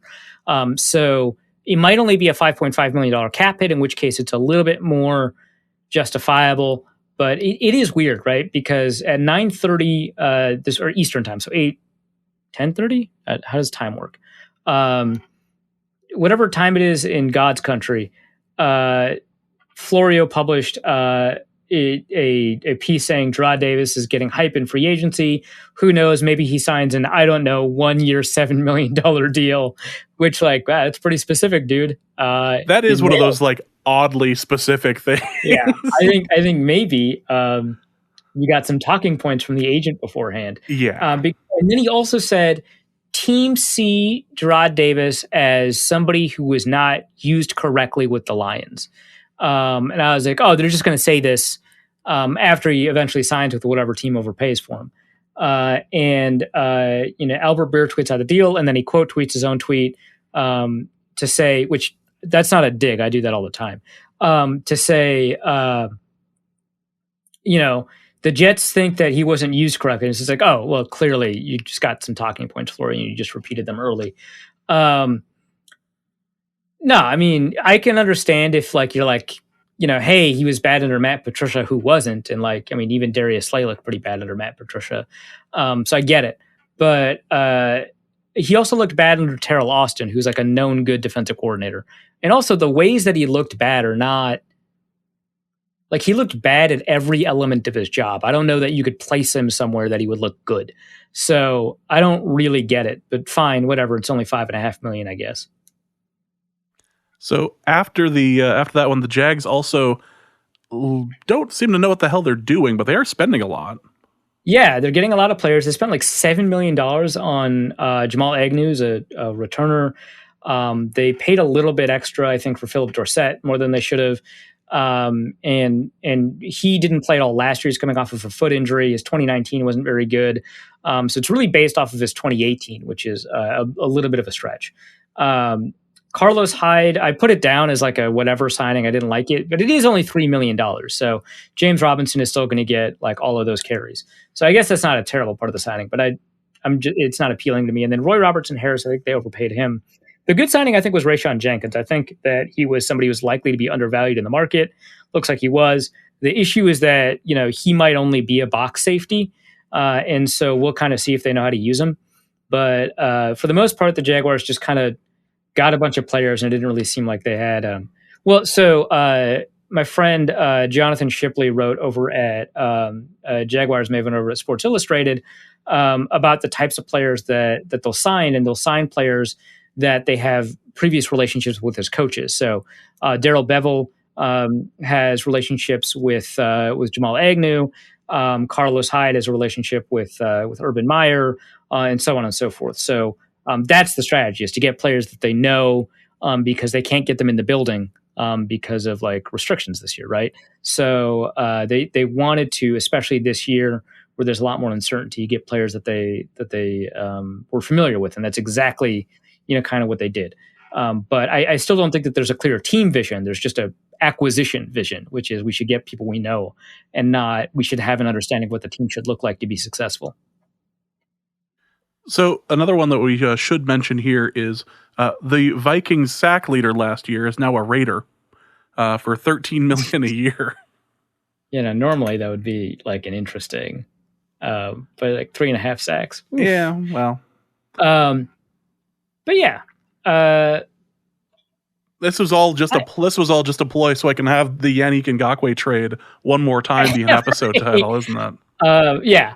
So the thing about the Ngakoue trade is that, or not trade, you did it to me. Deciding, a bunch of people were like, he was 3 teams didn't want him. How could he be the Raiders pessimists, the Black Pill Raiders fans? And if you're a Black Pill Raiders fans, I get it. But they're like, how good could he be? And the thing is, I don't know that the Ravens didn't want him after his contract was up. I mean, they've traditionally let players test free agency anyway, so it's not like a shock. But his pressure numbers with the Ravens were slightly better than they were with the Vikings on a rate perspective. His pressure numbers with the Vikings were not that great. I still think I think he looked better than his numbers with the Vikings, but the Vikings clearly let him go for a reason. But what's interesting is the pressure numbers don't look there, the sack numbers don't look there, but some of the other numbers actually look a lot better. His ESPN pass rush win rate with the Ravens specifically was 20%. It was like the third best among edge rushing free agents. So there's something there. And then ESPN, Seth Walder worked with the Next Gen team and found time from snap to cross the line of scrimmage. So essentially burst, but not quite. And his quote-unquote burst was significantly better with the Ravens than it was with the Vikings. And the Vikings typically have a low time because they line up a little bit further from the line of scrimmage than other teams do. And so he got to line up a little bit closer to the line of scrimmage with the Ravens, and he was able to get across the line of scrimmage a little bit better. And that probably helped his pass rush win rate. So his underlying statistics actually looked pretty decent when he switched teams. And I think that he kind of needs to be a stand-up guy. Like, I don't typically care that much about 3-4 versus 4-3, defensive end versus outside linebacker or whatever. I think that if you're an edge rusher, you're typically just an edge rusher. We've seen that with Von Miller. We've seen that with Khalil Mack when they put their hand in the dirt, they're the same player. Because the Raiders did 4-3 for a little bit while with Khalil Mack, and he was just as productive. I mean, typically, if you're a productive 3-4 outside linebacker, you're a productive 4-3 defensive end. We also saw that with DeMarcus Ware sometimes too, although he primarily played 3-4 outside linebacker. I don't think that Jared Allen would have been a very good 3-4 outside linebacker. But so this sometimes happens, and this seems to be that Yannick Ngakoue can only rush with his inside foot up instead of his outside foot up. It's just kind of how you line up. And it helped that he had a lot of help with the Jaguars when he was good there. And then obviously with the Ravens, who were the second most blitz-happy team after the Pittsburgh Steelers. So I don't know that the Raiders are getting what they want for $13 million a year. I expect him to disappoint there. I think that he really needs to find the right team and fit to be as productive as he was. But he is very young. So, there's kind of like a world of possibility. They could get to pair him with the guy they overdrafted, Cleveland Farrell. And you've got a bunch of athletic young guys that probably need even more additional development. Well, let's head over to the mailbag. Sure. We've got plenty of stuff here, and let's hit some mailbag stuff because there should be just a little bit of an explanation as to what exactly is happening here, because there is what is expected to be a big TV deal for the NFL that would increase the cap significantly over the next couple of years. And this is kind of the weird off year for cap stuff. And people are pointing to the Dak Prescott signing as proof that Jerry Jones knows that all the real money is coming in. But the Allen Robinson Liberation Front, rather, not Allen Robinson personally, although if he was in charge of the Allen Robinson Liberation Front, that would be fantastic. Allen Robinson Liberation Front has a quick question about cap space and stuff like this in this economy. It says 3 teams have nearly 40% free cap space. 6 teams are over the cap. Someone who is good at the economy, please help me understand how this will affect free agency. There's clearly less money available this year for signings. This will make 2021 free agency salaries smaller, right? So, well, I think we're seeing this, right? So some of the free agent contracts, like the Pat Elflein contract with the Panthers, a little bit too high. Also, the Cam Irving contract with the Panthers, a little bit too high. But other than that, I think I think Shaquille Barrett, for example, got less than he would be projected to. But yeah, I think so. And you shouldn't be thinking about it like the 2021 FA pot. You should be thinking about it in terms of what the expected total amount of money coming in over the next 4 years is. And it might actually be, so it's probably not going to diminish by as much as you think, because by year 4 of all of these deals that signed, there are at least 4 years, right? By year 4 of those deals, you're going to get more money than you would have originally expected to before the pandemic, because the NFL just negotiated a bunch of new deals and with networks. And so I think the amount of money they're getting from Disney on slash ESPN on the Monday night package is 30% higher than it used to be. And the amount of money that they're getting from their Sunday packages is 100% higher. And then they're also getting like a good chunk of money from the Thursday package. I don't know what the percentage change there is. And so you're going to get a massive explosion of the cap over the next 10 years. And so with that, when you combine that with the decreased amount of cap this year, the 4-year pot is probably not as diminished as you think. And so the totals that you'll hear on 3-year, 4-year, 5-year deals are not going to be that much lower than you think. I think instead, players that can't secure long-term deals will secure very short-term deals. You're going to see, I think, a lot more 1-year deals or 2-year deals, and so they can hit free agency again when the cap explodes again. And I think we already saw that with, well, I mean, the 2-year deal that the Vikings just signed with Tomlinson, the 1-year deal with Vigil. We saw a couple of 1-year deals around the league. I think like Pat Elflein's a 2-year deal. I think Cam Irving's a 2-year deal. So unless you're like a huge free agent, you're probably gonna sign for prove it deals. Winston signed a 1-year deal. Taysom Hill probably signed a 2-year deal. Again, that's the confusion from earlier. Questions are being asked. Yes. Yeah, right. And so a lot of players are going to be hitting free agency next year and the year after more than usual because of the expanded cap. So yeah, there's less money available for signings, kind of. But in terms of the depression on the salaries, all that means is that there's going to be less money paid out this year in terms of cash flow. But the totals might not be that different from what we're used to seeing. The deals will probably just be shorter so that they can hit free agency sooner. All right, next question is going to be from Raul, who asks, given the talent in the draft, which position do you feel more comfortable waiting to address on day 2?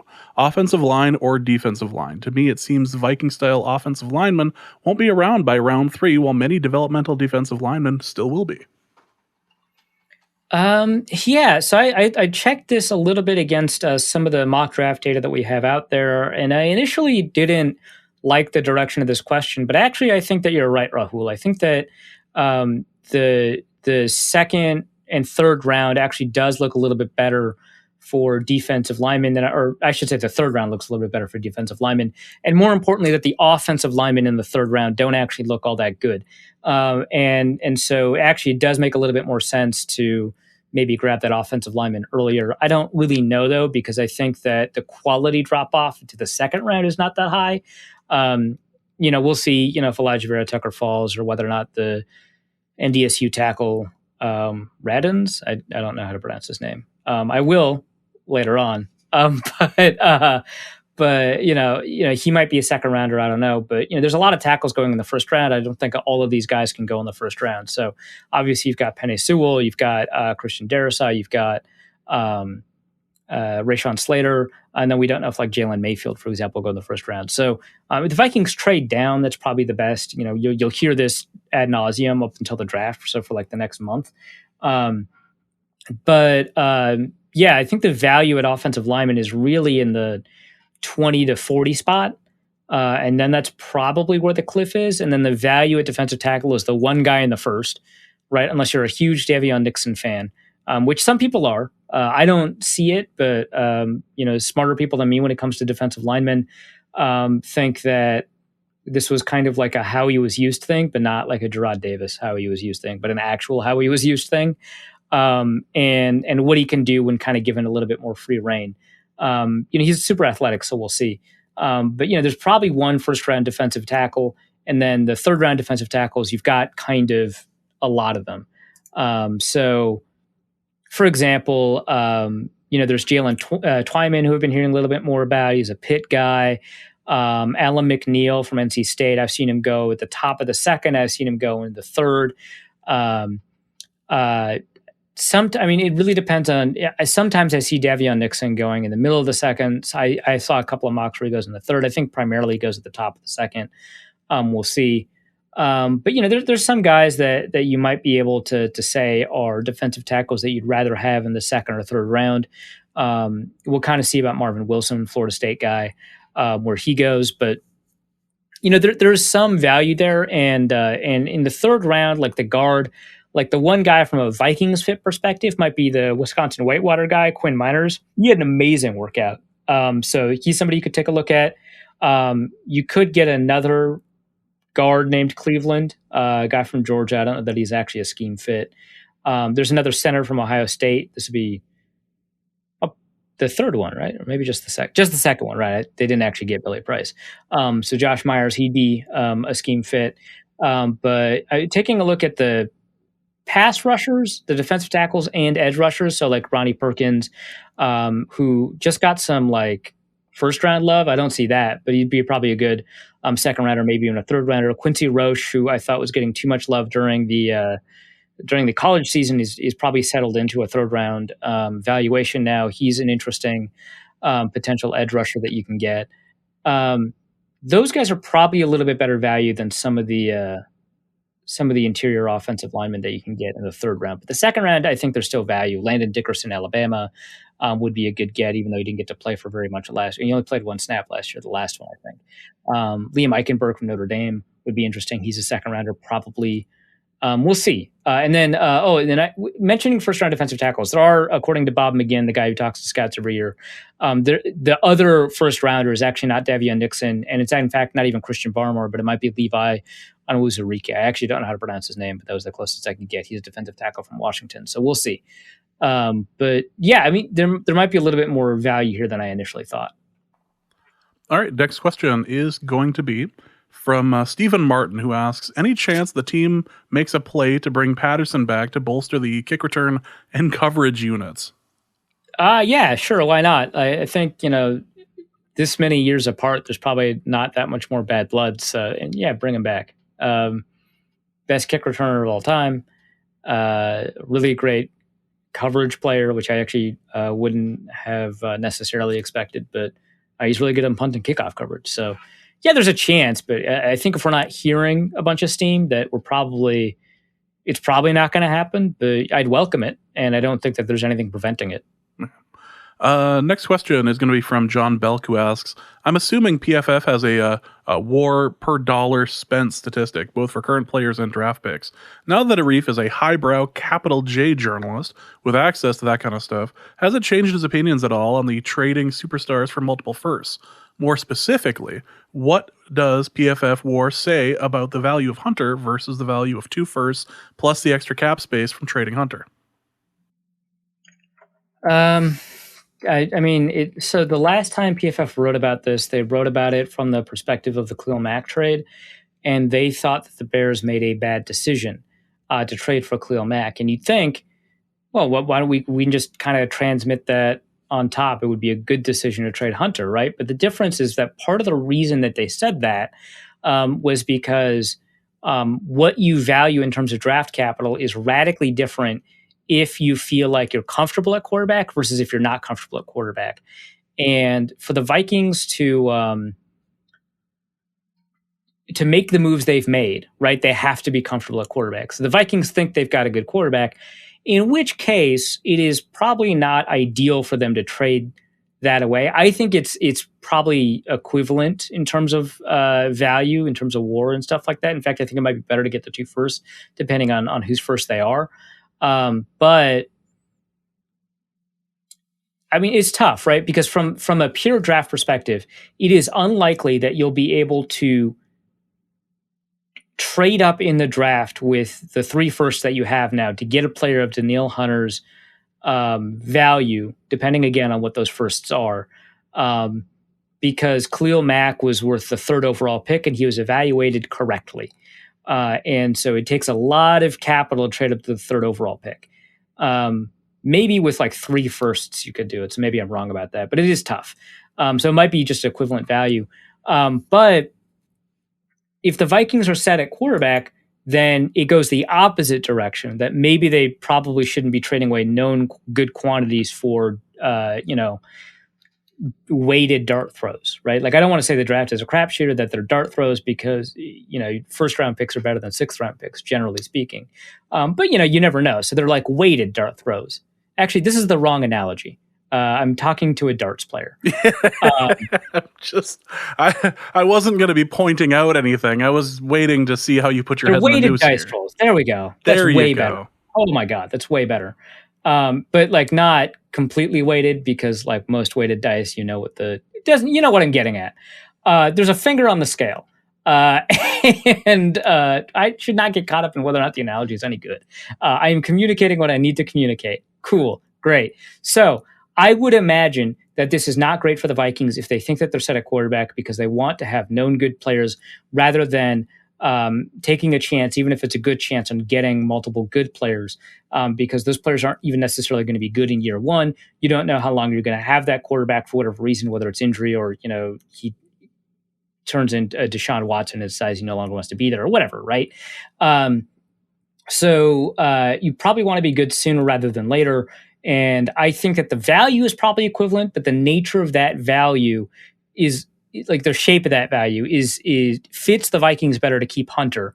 But in another scenario where they aren't fit at quarterback, they should trade him away because the quarterback is the most important thing. So in terms of what PFF has to say about this kind of trade, the last time they delved into this, it was contingent upon the fact that they did not think very highly of the Bears quarterback situation. Next question is going to be from Kyle Slaby, who asks, if Everson is brought back this offseason, will Kirk have him on the podcast to publicly bury the hatchet regarding Griffin's tweet about Kirk, or will the 2 parties refuse to acknowledge anything of the sort happened? That's so funny. Yeah, it's a public apology to. I mean, it was when he apologized. He was more apologizing to Thielen than Diggs, right? Yeah, he was, which was kind of the funny part of that. Yeah, well, I mean, Thielen blew up first, and then it turned into a Diggs story, as it does. Yeah. So I guess you apologize to the guy first, but whatever. That would be funny. I hope he does. That sounds like great radio. I think people need to realize something, that what happens on podcasts is not real life in any way, shape, or form. So, I mean, I hope to God they realize that. Otherwise, people are taking my advice. Which, as we say at the end, you should not do, at least for gambling purposes. So, or apiary or child rearing or pet rearing. Any of the corners. Any of our corners, legal or otherwise, you should definitely ignore. That's fantastic. Dr. Aaron Matson asks, what free agent will Vikings Twitter get irrationally excited about signing, only to wildly overreact when that free agent signs with another team? Man, I think we got close with Joe Thuney, but he just signed too quickly. And the next closest was probably Carl Lawson, but he just wasn't so obviously good that people could get excited. And it just really isn't this isn't a good old days comment. This is just the nature of free agency comment. It's not like it used to be where players would visit teams. And when players visited teams, that ramped up the hype and it took longer to agree to deals.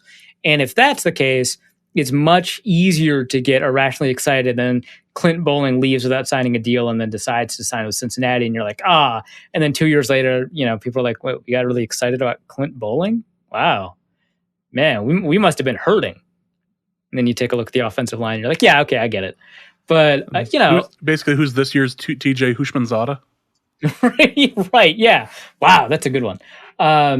Yeah. Or even like Jerome Simpson. People were super hyped. It turns out he did sign with the Vikings.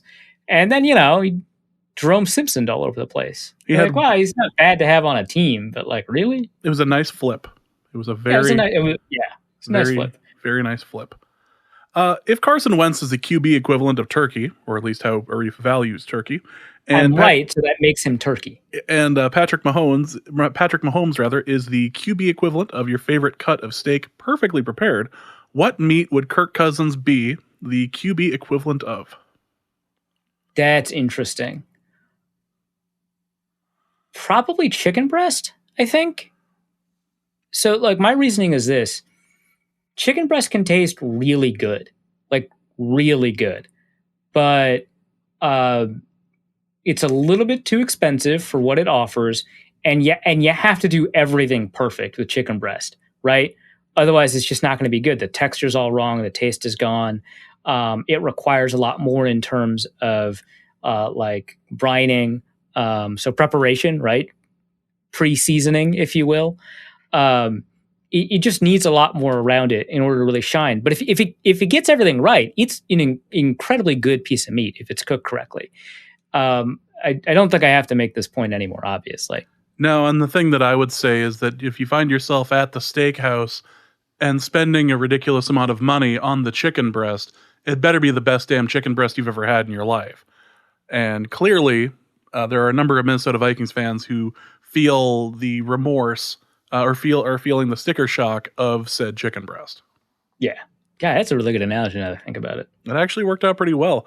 Finally, for Arif's beekeeping corner, what will it take for the worker bees of all the different races to unite against the various queens and other 1% bees? If they just realize their common interests and work together, they could create more equal and just hives for all bees. Your beekeeping and race war corner had a bit of fun on Vikings Twitter in Luke Braun's mentions specifically last week. Look, I just read off the screen what other beekeepers were saying. I think calling them races is very weird. Like, I mean, phenotypically it might be correct. Like from a biologist perspective, that might make sense. But these things don't exist in a vacuum, right? We're humans talking about races. Like that is just call them breeds, dude. And again, it might be biologically more accurate to call them races, but instead of breeds, like those might have distinct biological meanings. But I mean, you're a beekeeper, you're not a biologist. You can just call them breeds. But yeah, I just want to reiterate that when I talked about the bee races, and specifically every time I want to put the word bee in front of it so that if it gets clipped out of context, it's very obvious I was attempting to say something else. So you're just going to start saying bee races. Just bee races. Exactly. Yeah. So the bee race war, you can still clip that actually because the R is pretty... Anyway. I don't want to find out. Nobody let me find this out. I just want to make that clear. As for like... bees breaking the shackles of their false consciousness and realizing a common class identity. Yeah, I don't know. Maybe I don't know if I want to put like human material politics onto bees. Yeah. My understanding, the bees are fairly equitable as it is, except for the existence of a queen. Which, and you're not a big fan of the monarchy, so it's kind of as we established before the show. Yes. I do fine, whatever, man. Sure, overthrow the queen, but I think the problem here is then you probably just die, right? Like it's a different kind of dynamic. I think you have to worry about the institution at that point. Winchell asks, I normally don't get a good jab in like that very often, so I'll take that. Winchill asks, wondering if my hatred for Drew Brees since Bountygate is based on the assumption that he had to have known that his teammates were targeting to harm others that played his position. And is it warranted, or should I bury the hatchet? The feeling is especially heightened when announcers talk about Brees' character, values, and virtues, to which veins start to pop out in my forehead. Also, your Vermont Eateries answer a few podcasts ago was spot on. You know, That's all. As far as the Drew Brees Bountygate thing, I will say that for sure he became the face of that team for the Super Bowl. It was good for the NFL to market it, both because of him and his special ties to the New Orleans area. He kind of became a face of the recovery, and because of that iconic sight of him winning the trophy, holding it with his son, who is then has the headphones on, he became that Super Bowl victory. And so if you are looking at it as a Vikings fan going, that should have been the Vikings winning it that year, then absolutely 100% that makes sense why you would put all of the hatred on Brees. And you know what? I'm there with you. 100%. I enjoyed his retirement. Good. You're out of the league. I don't think I'll ever get to the point of liking the Saints again, especially while Sean Payton is their coach and he decides to be as annoyingly petty as humanly possible, which I love for a non-division division rival. But boy, yeah, if he wasn't a rival, that would be hilarious and amazing. Oh, but yeah. He is. No, I think it's easy to hate Drew Brees. I think, you know what he's also the face of? A multi-level marketing scheme. He is indeed the face of a pyramid scheme. Yeah, actually, why did I even... yeah, it's a pyramid scheme. Multi-level marketing schemes are pyramid schemes. Yeah, you were just trying to be diplomatic and a journalist about it. I was just trying to be an analyst. No. It's a pyramid scheme. Yeah, no, you're right. You nailed it. Props to you. My bad. But so he's the face of that. Advocare. And I mean, it depends on what your personal politics on this are, obviously, but his comments about standing up for the flag, I think rubbed a lot of people the wrong way. Pretty easy to get really annoyed with him about that. And then this one is so minor, but it feels like it just bothers me a little bit. There's that clip going around from way back when, not that far back, but it wasn't 8 years ago. It was maybe 3-4 years ago. Where he's throwing to all of his sons the football. Do you know what I'm talking about? They're all running around in a circle around his table, and he's throwing. And his daughter is there, and she clearly wants the football. And it's not that he refuses to throw to her; it's that it doesn't even cross his mind that he would throw her the football, right? Meanwhile, Phillip Rivers would throw it at his daughter. At. I didn't say it would be caught. I just said it would be thrown in the direction. You said at. Yeah. Which, fine, it's Phillip Rivers. I can believe it. But at least it's an egalitarian at. Are we back to this? Are we back to applying socialism to... No. Well, these aren't bees. These are people. I can put my social interpretation all I want onto people. That's my favorite line of the episode now. These are bees. That could be the header. No, it's not a world-ending thing. It just bothers me, right? But that's and that's why I put it at the end of the list. It's not that big a deal compared to being the face of a multi-level marketing scheme. Yeah. So pyramid scheme. I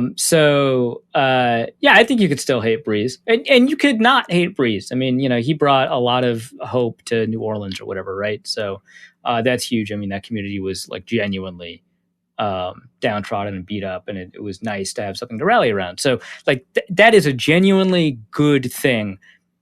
I don't know that any other person would have acted any different in that situation. I'm not going to be the face of this franchise sort of thing, but he did give people something, whether or not another person in the exact same situation would have done. He did give people something. He brought value into their lives. So that's good. He's also hurting people with the pyramid scheme thing. Yeah, and that stupid scar on his face.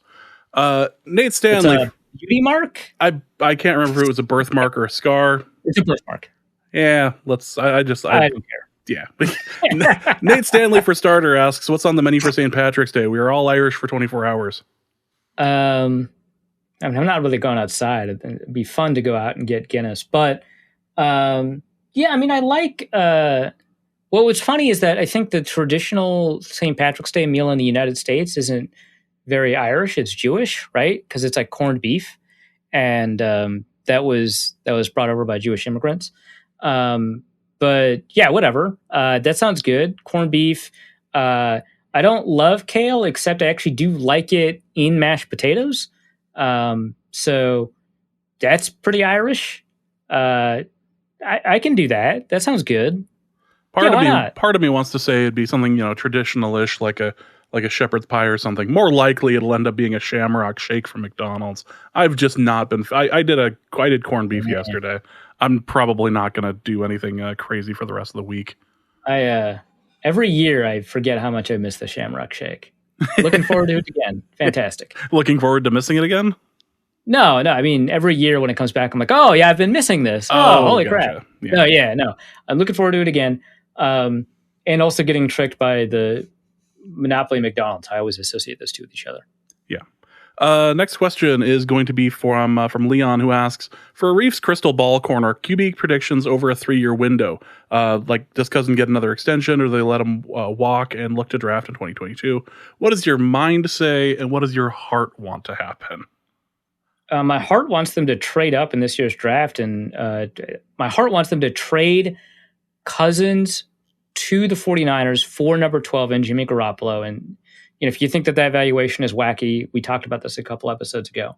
And then use 12 and 14 to trade up in the draft and just grab one of the 5 guys. I honestly don't care. It could even be Trey Lance. That's good content, right? But I mean, I prefer, it's hard to say. I generally prefer Mac Jones. I don't think the world of him. But I prefer it's like Justin Fields, which sounds impossible. But, trade up, get as high as you can in the draft, grab a quarterback. And then Jimmy Garoppolo is your bridge quarterback. Whoever it is sitting for a year. Fantastic. That's what my heart wants. My mind says that they'll wait until 2022 to evaluate the quarterback situation. And then if Cousins still feels like he can pull a franchise, whoever is in the front office will extend him. If not, they'll draft a guy. So that's my head versus my heart. Pretty boring, but Yeah. I don't think the Vikings are primed to be exciting when it comes to Kirk Cousins. And for the general culinary corner, easy breakfast recipes for people who don't enjoy cheese and eggs. Well, I assume you don't want James's culinary delicacy, cereal and water. So it's an acquired taste. You stop being defensive about it. That's interesting. That got you for years. It still has but UND won the hockey game tonight with in overtime, and I managed to not yell while recording, and I'm proud of myself. Higher your restraint. Yeah, you're floating. That makes sense. I'm doing okay. I'll ignore the Cheerio slight. I'd probably just grab some Johnsonville sausage patties and Pillsbury Graham biscuits, because the Pillsbury Graham biscuits are just amazing, right?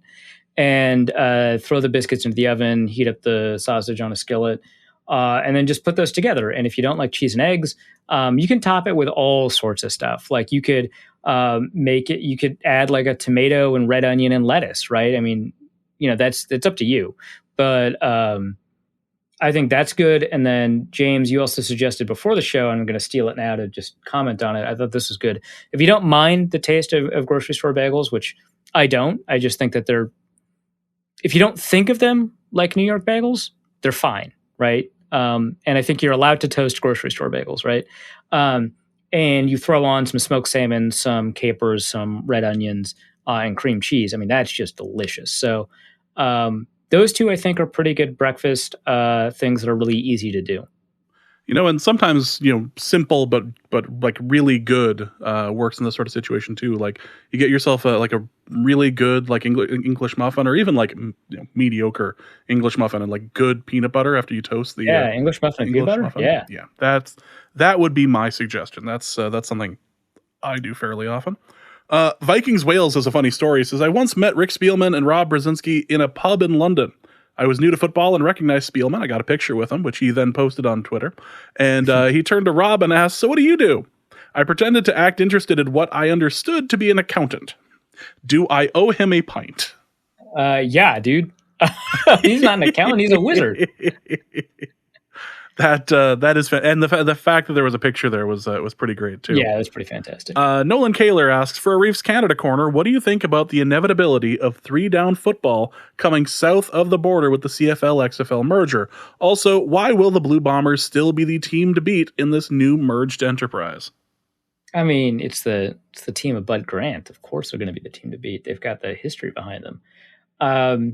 No, I mean, I was trying to read up on what a CFL XFL merger would look like, because this is my beat, I guess, so I should know, I suppose. We don't really have any clear details. So the CFL has been hemorrhaging money for a while. The pandemic made it obviously a lot worse, but they've had reductions in attendance for like 8 years straight into 2019. So this has been a problem for the CFL. The XFL, obviously, they're a startup league that started up in the worst year possible. And so they're starting from a step behind, but the XFL got decent numbers when they were around. And so if the CFL could get those TV numbers, maybe expand it to a new market, that could be pretty good. And the XFL would be able to expand into cities that obviously don't have an NFL presence, right? Like, Toronto and Montreal. Why did I say Montreal? Montreal. And Edmonton and so forth. So, so that could be good for both franchises, but how the rules work, still we don't know yet. And it could be an AFL NFL thing back when, and I'll link the blog piece that I am stealing all these ideas from.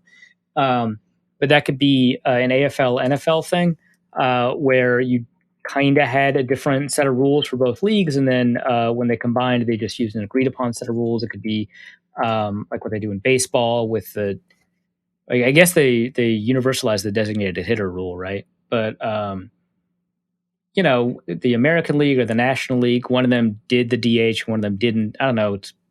It's like good cricket. I don't know the sport. But I'm just enjoying. I'm not correcting you at this point. I'm just enjoying you twisting in the wind. One of them makes pitchers hit, and that's dope to me. That's hilarious. And what they do, that's so funny. I mean, I imagine if you have to watch 160 games of like your top pitcher just whiffing it, that can get kind of annoying. So I get it, but just having a guy on the roster whose only job is to hit dingers is also appealing. I get it, but they play by, correct me if I'm wrong, they play by whatever the rules are at the home stadium, right? That was the rule, yes. Yeah, there was the rule, right? That could be what they do. The XFL and the CFL, they could have two different divisions, right? The Canadian division and the extreme. I think you have to rename it, because this is the Canadian division and this is the extreme division. Is amazing. That no, they should not rename it. They should not rename it. They need to keep it like this. That actually, it makes an unusual amount of sense. But, yes. So you play 4-down football on a 100-yard field with 10-yard end zones with 11 people on the field, 53 and a half yards wide. In XFL games and in CFL games, I guess you play like the 20-yard end zones in the 60. I don't know how wide that field is, but an insanely wide field with 12 people on the field at the same time, and you can run forward at the snap, and your defensive linemen are like a yard off the ball instead of a foot off the ball, and you play 2-down football. And that would be nuts, right? Because with the AL and the NL before the universalization of the rule or whatever, it was the same sport, right? You just, who is eligible to do what was a little bit different, but these are kind of different sports, like 3 downs versus 2 downs. You can run at the snap versus you can't. You've got different widths of the field, and the end zone, and in the CFL, the field goal post, I believe, is 10 yards into the end zone. So it's halfway into the end zone. You could just run into it, right? And then the Rouge, which doesn't come into play very often, but makes for great YouTube highlights. That's kind of you can't screw that one up when you're prepping your players, essentially. That's nuts. So I don't know that they would do that, but I would watch a year of that for sure. like of one team just attempting to play the other football. And admittedly, in the CFL, it's not like they were completely unused to like the way Americans play gridiron football, right? Some of them did play in the United States, and also like I imagine that a number of them have watched American football, right? So it's not, but like I can't imagine like somebody who's played like American gridiron football for like, I guess it happens all the time, but like it's still weird where you have to kind of adapt to all of these rules within a week. A week? Like you play against, your XFL rival one week, and the next week you travel to Toronto, and you're like, oh yeah, I only get 3 downs. God, I screwed that up, and you hold up like the 4 fingers like Brady did. There you go. Nick Howard asks, I'm in need of a new meat tenderizer tool. The one I had, let's knock out a couple of these quickly. The one I had with my wife when we met and moved in together is no longer working, apparently. So my question is, do I go with a run-of-the-mill one you can pick up just about anywhere, or do I splurge and spend the extra cabbage to get one shaped like Thor's hammer? Whatever makes cooking fun, dude. Like, if you want a functional meat tenderizer, you don't have to spend very much at all. But, I mean, it sounds like you want a justification. And anything that makes cooking fun is good because, the more often you cook, I think probably the better off you'll be. Not just because your food tastes better, it's probably healthier. So, yeah, fine. Get yourself a hammer. It'll be fun. Damian Barrett asks, question for a Reef's Monarchy Corner. God. Has the Meghan Harry interview irreparably damaged Anglo-American relations to the point where the Jaguars will never be able to relocate there? What other fallout do you envision and predict will it be impacted for the league? This is a thing that, from the American perspective, like mattered for like 2 days, right? Like, I wonder if the Brits still care about this. I imagine they do, but like, I mean, she did just call like somebody in the royal family a racist, right? Like that's a number of people, and the only reason why it really mattered. Clarify, like it wasn't the Queen or something like that, or like it wasn't these 2 people, and you're like, oh, so it's everybody else. Interesting. Yeah, so like there are people that are still untouchable to that, despite the fact that her husband is kind of noted as a racist, but. Looking at this sort of thing is like, the only reason why Americans really cared initially was because Oprah was involved, and that name still pulls. And then the fact that it got what's his name from that's now in the UK who took over for Larry King's spot for a while. It managed to get him in trouble and later fired. Wait, Piers Morgan? Yeah. He quit, dude. He didn't get fired. Sorry. He went off in a tizzy. Yes, but yeah. That's funny, dude. And all of this, of course, leads to the Jags not being able to be relocated. I don't think the Cons would ever be in that sort of situation, though. The Cons seem pretty... I feel like they could grease some wheels. Well, I guess that's not really how British upper society is supposed to work. But I think 2021, I think it will. I think you could just grease some wheels. You could just be like, oh, wow. Real shame about that, huh? Yeah. I left the tip on your stand. It's in the millions. Yeah. A question from Arif's Free Weights. Jesus. For James's DJ Corner, what's on your workout playlist? I don't want to name names, but someone I know listens to too much Eye of the Tiger. Well, it's not me. I listen to the exact correct amount of Eye of the Tiger. Once every 30 to 35 songs. Well... I like the idea that you might actually have like a Spotify playlist and it's like to the minute. Like it cannot be more than 35. Yeah, I could time my workouts to the song. What's weird about that?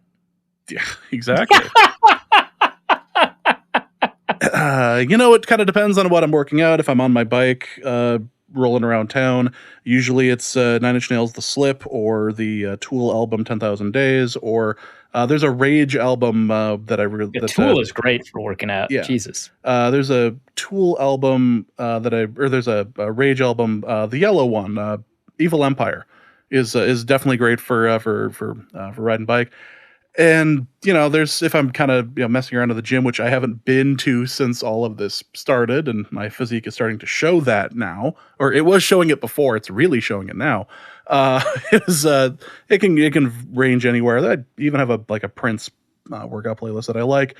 But we also have a question from Arif's neglected resistance bands who say, hey, no question per se, just wondering if Arif got my calls. No biggie if he was busy and stuff. It would be nice to chat sometime, maybe switch up his usual Tuesday, Thursday resistance training. You know, whatever works for his schedule. Sorry, did you say something? Yeah, he's just wanting attention. Don from Ohio is asking a question, and we're going to go into the WandaVision stuff. So if you have not watched WandaVision, we are going to do a bunch of spoilers and talk about the finale. This was something that happened between the last two shows, or between the last show and this one. So if you have not watched WandaVision, again, this is your warning. We are going to go into spoiler territory for it. Thoughts on the WandaVision finale? Were you disappointed about the Quicksilver reveal? Also, Logan is asking, I need you to settle a dispute with a friend about WandaVision. I firmly believe that Wanda is the villain of the series. Please explain why I am correct. Okay, so yeah, I'll take these two. I mean, obviously you will too, but yeah, these are good questions. So first, I was not disappointed by the Quicksilver reveal. I actually was not that invested in the idea that the X-Men universe was connected. I just thought that's kind of funny. It was all I thought. And the fact that he turned out to be Ralph, who was Agatha's husband that she kept name dropping throughout the series, was hilarious to me. I thought that the Ralph Boner joke was actually like really good, not because like it's a super intelligent joke, but just because like it's one of the most grounded things I've ever seen in the Marvel universe. Someone laughing at the word boner. Like, the Marvel universe is like insane, right? For obvious reasons, like it's supposed to be. But like all of the humor is just kind of a little bit like Aaron Sorkin-ish, in that everyone has the right quip and everyone says the right thing. And I don't really mind it, right? Like I think it works. I think, like, for example, Tony Stark's character is really well done, both in terms of writing and acting. I enjoy it a lot, right? So this is not a criticism, but it felt so crazy grounded that someone laughed at the boner joke in universe. I was like, okay, I buy it. This is great. So I thought it was great. The fact that he wasn't a Quicksilver, that he was just like a product of magic, that you just happened to be the same actor. If there was anything else that implied that they were going to kind of bring in the stuff from the X-Men universe, which is an insane continuity that is impossible to parse. So I'm glad they didn't. But they didn't do anything else to connect them. They just had the same actor, right? And it's not even the canonical Quicksilver in the Marvel Cinematic Universe continuity. So I did not expect them to do the X-Men thing. So I wasn't disappointed by it. I also found out that a bunch of people disappointed just generally, not by this specific thing, but just generally with WandaVision, did so not because like the series wasn't good or bad, and I have thoughts about that, but that they just had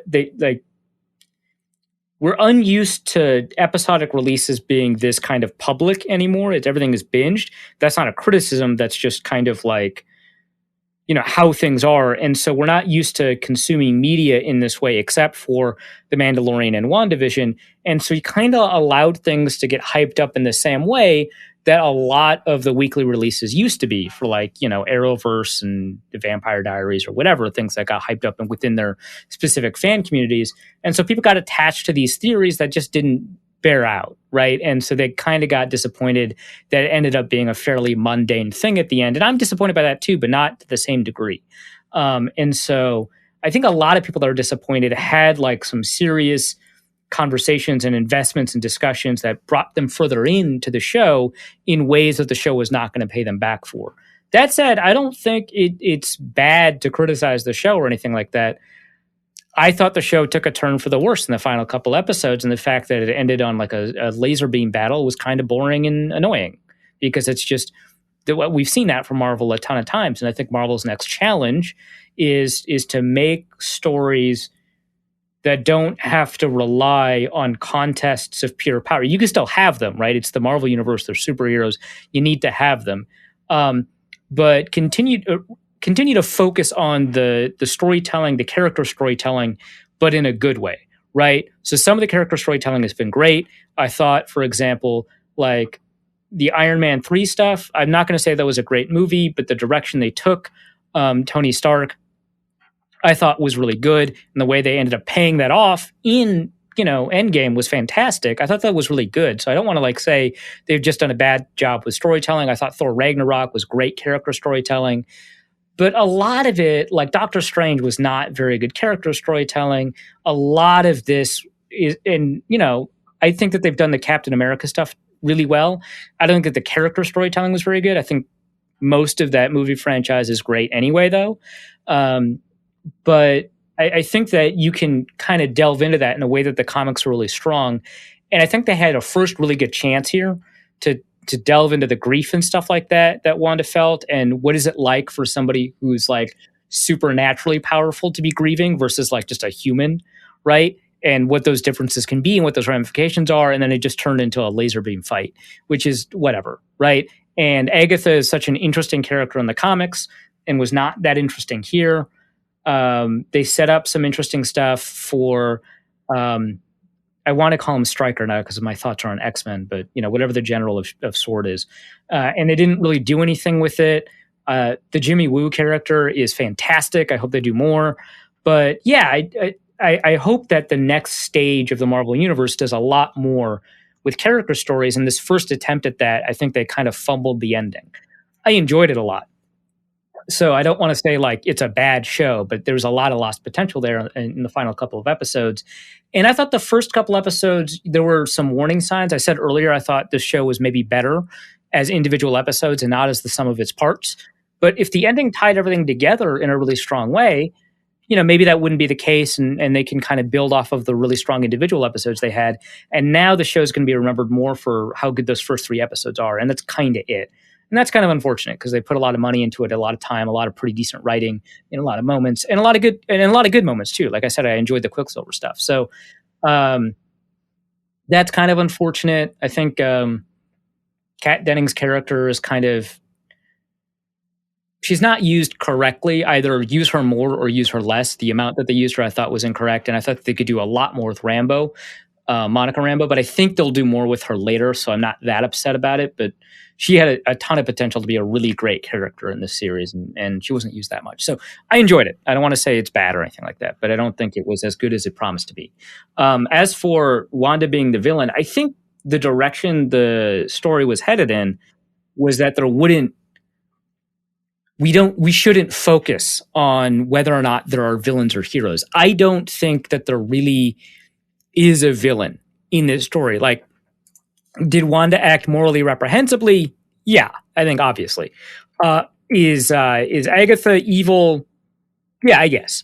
I mean, like, definitively. I shouldn't even say I guess, right? Is there something sympathetic about what Wanda is doing? Yeah, of course. But like, that doesn't like justify her actions. It just explains kind of like why things happened, and that's fine too. You can tell stories where characters do things that are immoral without making sure that there's a villain, because they can be sympathetic figures in the story without having to justify their actions. And I think that's the direction they went in. And at the end, when Wanda says to Monica, "They're never going to forgive me," like somebody at some point should have been like, yes, and they shouldn't, right? And they shouldn't have to. And it was kind of weird that Monica was like, "They'll never know what you gave up." Like, it was individually very difficult for her to do that. I understand that. Like, that's heart-wrenching, right? Which is what makes it sympathetic. But that was kind of the weird focus. I don't think that the story goes out of their way to heroize Wanda at all. It was kind of weird that we're left kind of cheering for her in the big beam energy fight. Kind of, right? Like, it seemed like the story wanted us to cheer for her there. And like the big reveal that she like learned how to do runes and like screwed up Agatha, like that was like kind of a big hero moment, right? And yeah, I don't know. Like, I don't think the story wanted to frame her as a villain. I think that the story sometimes framed her as a hero and sometimes framed her as like a morally great character. And I think they should have just done that and not had a hero or a villain. Like, it's a Marvel story that, we typically see superheroes and supervillains, and so we expect every Marvel story to have a hero and a villain. But I don't think we needed that. And I think that, for example, not that the Marvel television universe was handled well in the end, but like I thought they did a pretty decent job with the Punisher, right? Like, that's not Marvel, that's DC. Wait, hold on. Screwing this up. Said Yes, Daredevil. I'm pretty Yeah, confident that's DC. that's DC. Yeah, because Daredevil gets into the Arrowverse, which is weird because that means Punisher is in the Arrowverse, and that just like doesn't fit.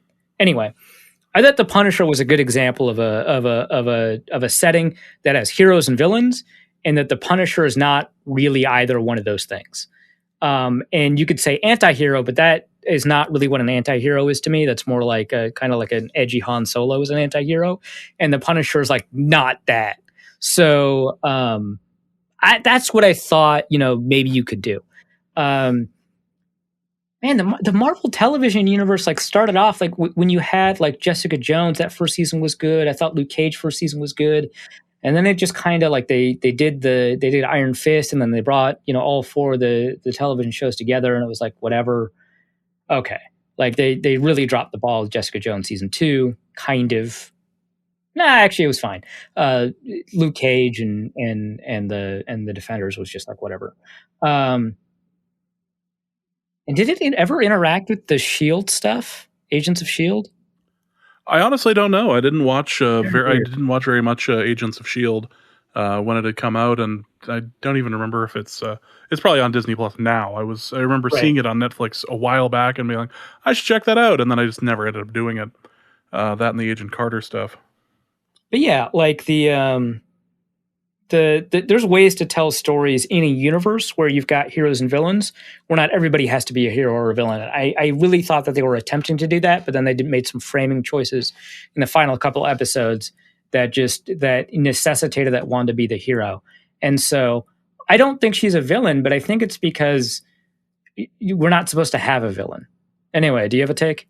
Yeah. So as far as the show was concerned, I really enjoyed it. I thought that the first couple episodes kind of put us in a situation where like all things were possible. And I really enjoyed that, especially with how they ended up stylizing everything. As far as like they really getting the sitcom vibe down of the specific years. But when it came to the last couple of episodes, I didn't mind a bit of the whole like laser, like, a little bit of it. I didn't mind some of the late like laser battle stuff. And I enjoyed Agatha. I really enjoyed the actress who portrayed Catherine Agatha. Hahn. Yeah, she's great. She really brought that home as hard as she could. That was fantastic casting. She really worked out well there. I thought the Rambo stuff was interesting until they locked her in a closet, until they like locked her in a basement for a bit. Like she had all this momentum. It looked like she was going to be such a badass, and then she got locked in a basement, and she figured it out, but never really like lived up to the potential of, other than she was able to like shield a kid with a bullet, a kid that doesn't really exist or whatever, as they're going to find out later. But yeah, all the Rambo stuff came to a screeching halt the moment she got thrown into a basement, and I thought that was kind of odd. I enjoyed the Vision versus Vision stuff. I thought that interaction where they were kind of discussing the future, or like discussing like his past a bit, I thought that was kind of interesting. I thought that worked really well. That seemed like a really Vision thing to be doing, instead of like throwing punches. Wait, I require elaboration. Like, that was good. Well, okay, it was a high moment for the podcast when they referenced the Ship of Theseus problem. Well, holy crap! This paid off like 7 years or whatever of podcasting. My God, I keep referencing it, and now people may actually know what I'm talking about when I do it. How many times have we brought it up on the show? Like 4 times. It makes an appearance once every season-ish. Yeah, or so. Yeah, it's a lot, and it's been brought up. I know it was definitely brought up last year. It was brought up last year. I remember the first time maybe I brought it up, I was trying to talk about my laptop problems, and how, just like the Ship of Theseus problem, I had ended up replacing essentially every part in my laptop, like CPU, hard drive, motherboard, the chassis, the keyboard, every part over a period of time. Which, I mean, that sounds like user error, right? And I just called it the laptop of Theseus, and we just started there. Yes. So, but that was a highlight, definitely a highlight for me. But as far as the rest of the show went, it felt like there was all this just untapped potential. Like they had all this potential for things that they ended up going. And I can be dumb and say that I'm disappointed in all the things that I wasn't promised that I didn't end up getting. I can say dumb stuff like that, but in the end, I thought that they could have done a little bit more. But I was happy with what I got. Admittedly, I enjoyed the series. I've rewatched several episodes of it. I really liked it. And as to whether or not she was the villain, I thought it was really telling just how everyone in the town reacted to her on her way out. That was good. I thought that, I spent a lot of time nitpicking the show. That was good. You're right. I liked that a lot. Yeah, the way that she ended up leaving really solidified that she knows she did something very wrong here. And whether or not she was poked and prodded into it by the guy who was in charge of Sword, and this was like a plot of his, or whether or not she was partially manipulated or helped along by Agatha, in the end, she knows what she did. And that ends up, to me, meaning that she was, in fact, the actual villain of the show. Something I thought that could have been an interesting joke that they never did or never mentioned, or like an interesting in. So you notice how after the 90s show, it stopped broadcasting? Like, they still had one more episode, but it wasn't broadcasting on that. It was the Modern Family thing. They stopped broadcasting before that episode. One thing that was never mentioned that I thought could have been was that the television waves, like the wavelength they were broadcasting on, was being picked up because it was over the air stuff, and it was being able to be picked up by the older TVs. The newer stuff ends up having to be broadcast in HD, and as such has to be, you need like the special antenna in order to access it on older TVs. And so the fact that it didn't work on the older TV would have made sense because it was being broadcasted with the newer thing. I thought that could have been interesting and clever. That could have been pretty clever, yeah. And the fact that it wasn't picked up, I was a bit disappointed that didn't end up being a thing. It was like, I'm not a particularly clever man, but I just thought that would be interesting to do. But in any case, I enjoyed the show considerably. I did think that she was, in fact, the villain. Which did put you in an interesting spot when it was a villain versus villain fight, but that's kind of what villain versus villain fights end up looking like. As for, I don't know, I enjoyed it, but she was definitely ended up being a villain here. Also, let's wrap it up here. Arif, what are you doing this weekend? Are you watching something specific? Yeah, I'm going to be tuning in to my ESPN Plus subscription and watching a little bit of college football. It turns out they still have college football on at the moment, and the number 2 in the country, UND Fighting Hawks, will be taking on a team that just had to come back from behind and has also lost a game. And is an underdog, the number 4 team in the country, overrated, I think, just based off of their history. You might have heard of them, NDSU. So I'll be watching that. Your UND, Fighting Hawks. Yeah, my Fighting Hawks will be taking on who names a team the Bison? Be taking on some buffaloes, I guess, some land buffaloes. I expect them to win, UND to win. I mean, honestly, I bet they're favored, right? You probably take a look at the Vegas spread. UND is probably favored. They actually are in this case. UND is UND. All it took was so good spring football and COVID, and UND became relevant. It'll be Kleinsasser's revenge, is what they'll call this game. Is that what they're going to call it now? Well, the Nickel Trophy has been retired in Fighting Hawks' hands, by the way. Yes.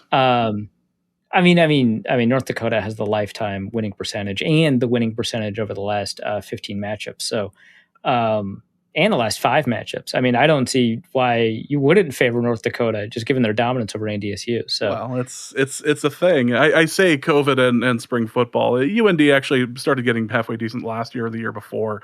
I don't pay a ton of attention to UND football, I'm definitely more of a UND hockey guy. But when I told this to Arif on the pre-show, he was almost giddy with laughter as we went through as we went through all of the UND things. I lost my mind that UND was actually good. Like, obviously, like, I don't pay, like, as part of the bit, I pay a ton of attention to James Madison and UND and now the Southern Illinois Salukis. Your Which, by the way, Salukis.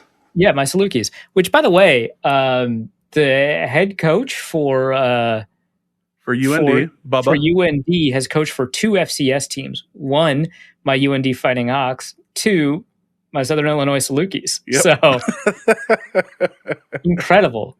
And my James Madison Dukes are on accidental bye this week. So yeah, due to COVID, not related to their team, obviously. Yeah, I mean, they're pristine. They're not the Titans. No, they're not going to use COVID as a way of getting into the playoffs. No.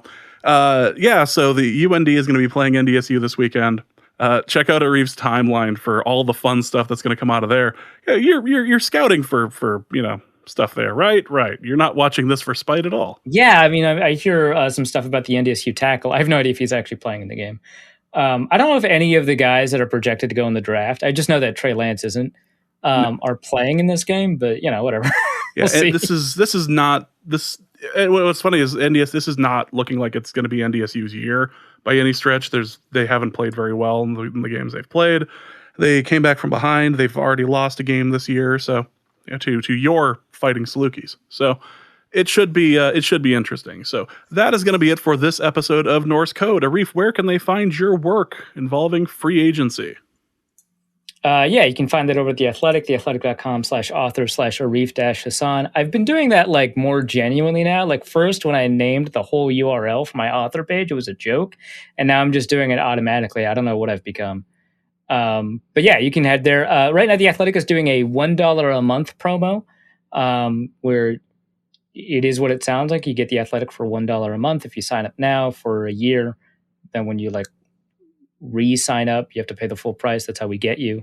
But the hope is that you find our coverage so good that you continue to pay the full price afterwards. But yeah, for right now, you can get The Athletic for a year for $1 a month. Just head over to any of my articles, or honestly any article. But I would appreciate it if you headed over to my articles and signed up from the link in one of my articles. But yeah, it's a great promotion, and you can find all. I wrote 6 stories over the past 5 days or something like that. So you can check that out, and then obviously I'll be writing a little bit more about. I probably won't be writing about Nick Vigil because he got a $1 million deal, $2 million with incentives, but. I will probably be writing about Dalvin Tomlinson and any other deal that they sign. Won't need to write about Anthony Harris during the podcast. Jaron Wolfson tweeted out that they might actually find a way to get him back in the building. That'll be interesting. But yeah, I'll be writing about any free agents that they sign that are notable and talking about the impact that has. Well, that is going to be it for this Monday of free agency episode of Norse Code. Hope you guys have enjoyed it. We will be back potentially later this week if something crazy happens. Likely not. We'll likely be back in the regular 2 weeks. But for Reef, my name is James. Thank you guys so much for listening. And please remember to pretty please with sugar on top, punch reality in the face. And we'll be back soon. Norse Code is the largest and only division of Norse Code LLC. You can find Norse Code on the Daily Norseman, SB Nation's official Vikings blog, at dailynorseman.com. You can also find it on iTunes, Spotify, YouTube, Stitcher, or wherever fine podcasts are aggregated. Our Vikings blogger extraordinaire and generally useful human is Arif Hassan, and he can be found on Twitter at Arif Hassan NFL. You can also find his written work at theathletic.com. I am your podcast host and producer, and my name is James Pagashnik. You can find me at the show's official Twitter feed at NorseCodeDN or my personal account at Big Mono. If you'd like to donate a few bucks to the show, you can make your one-time donation at paypal.me/NorseCode, or you can make a recurring monthly contribution by visiting patreon.com/NorseCode. A donation of $3.50 per month does get you bonus material from the show and much more. Any questions or comments that won't fit in a tweet can be sent to norsecodepodcast@gmail.com. On behalf of the Norse Code staff, we thank you so much for listening. Our formula is this. people hit people in the mouth.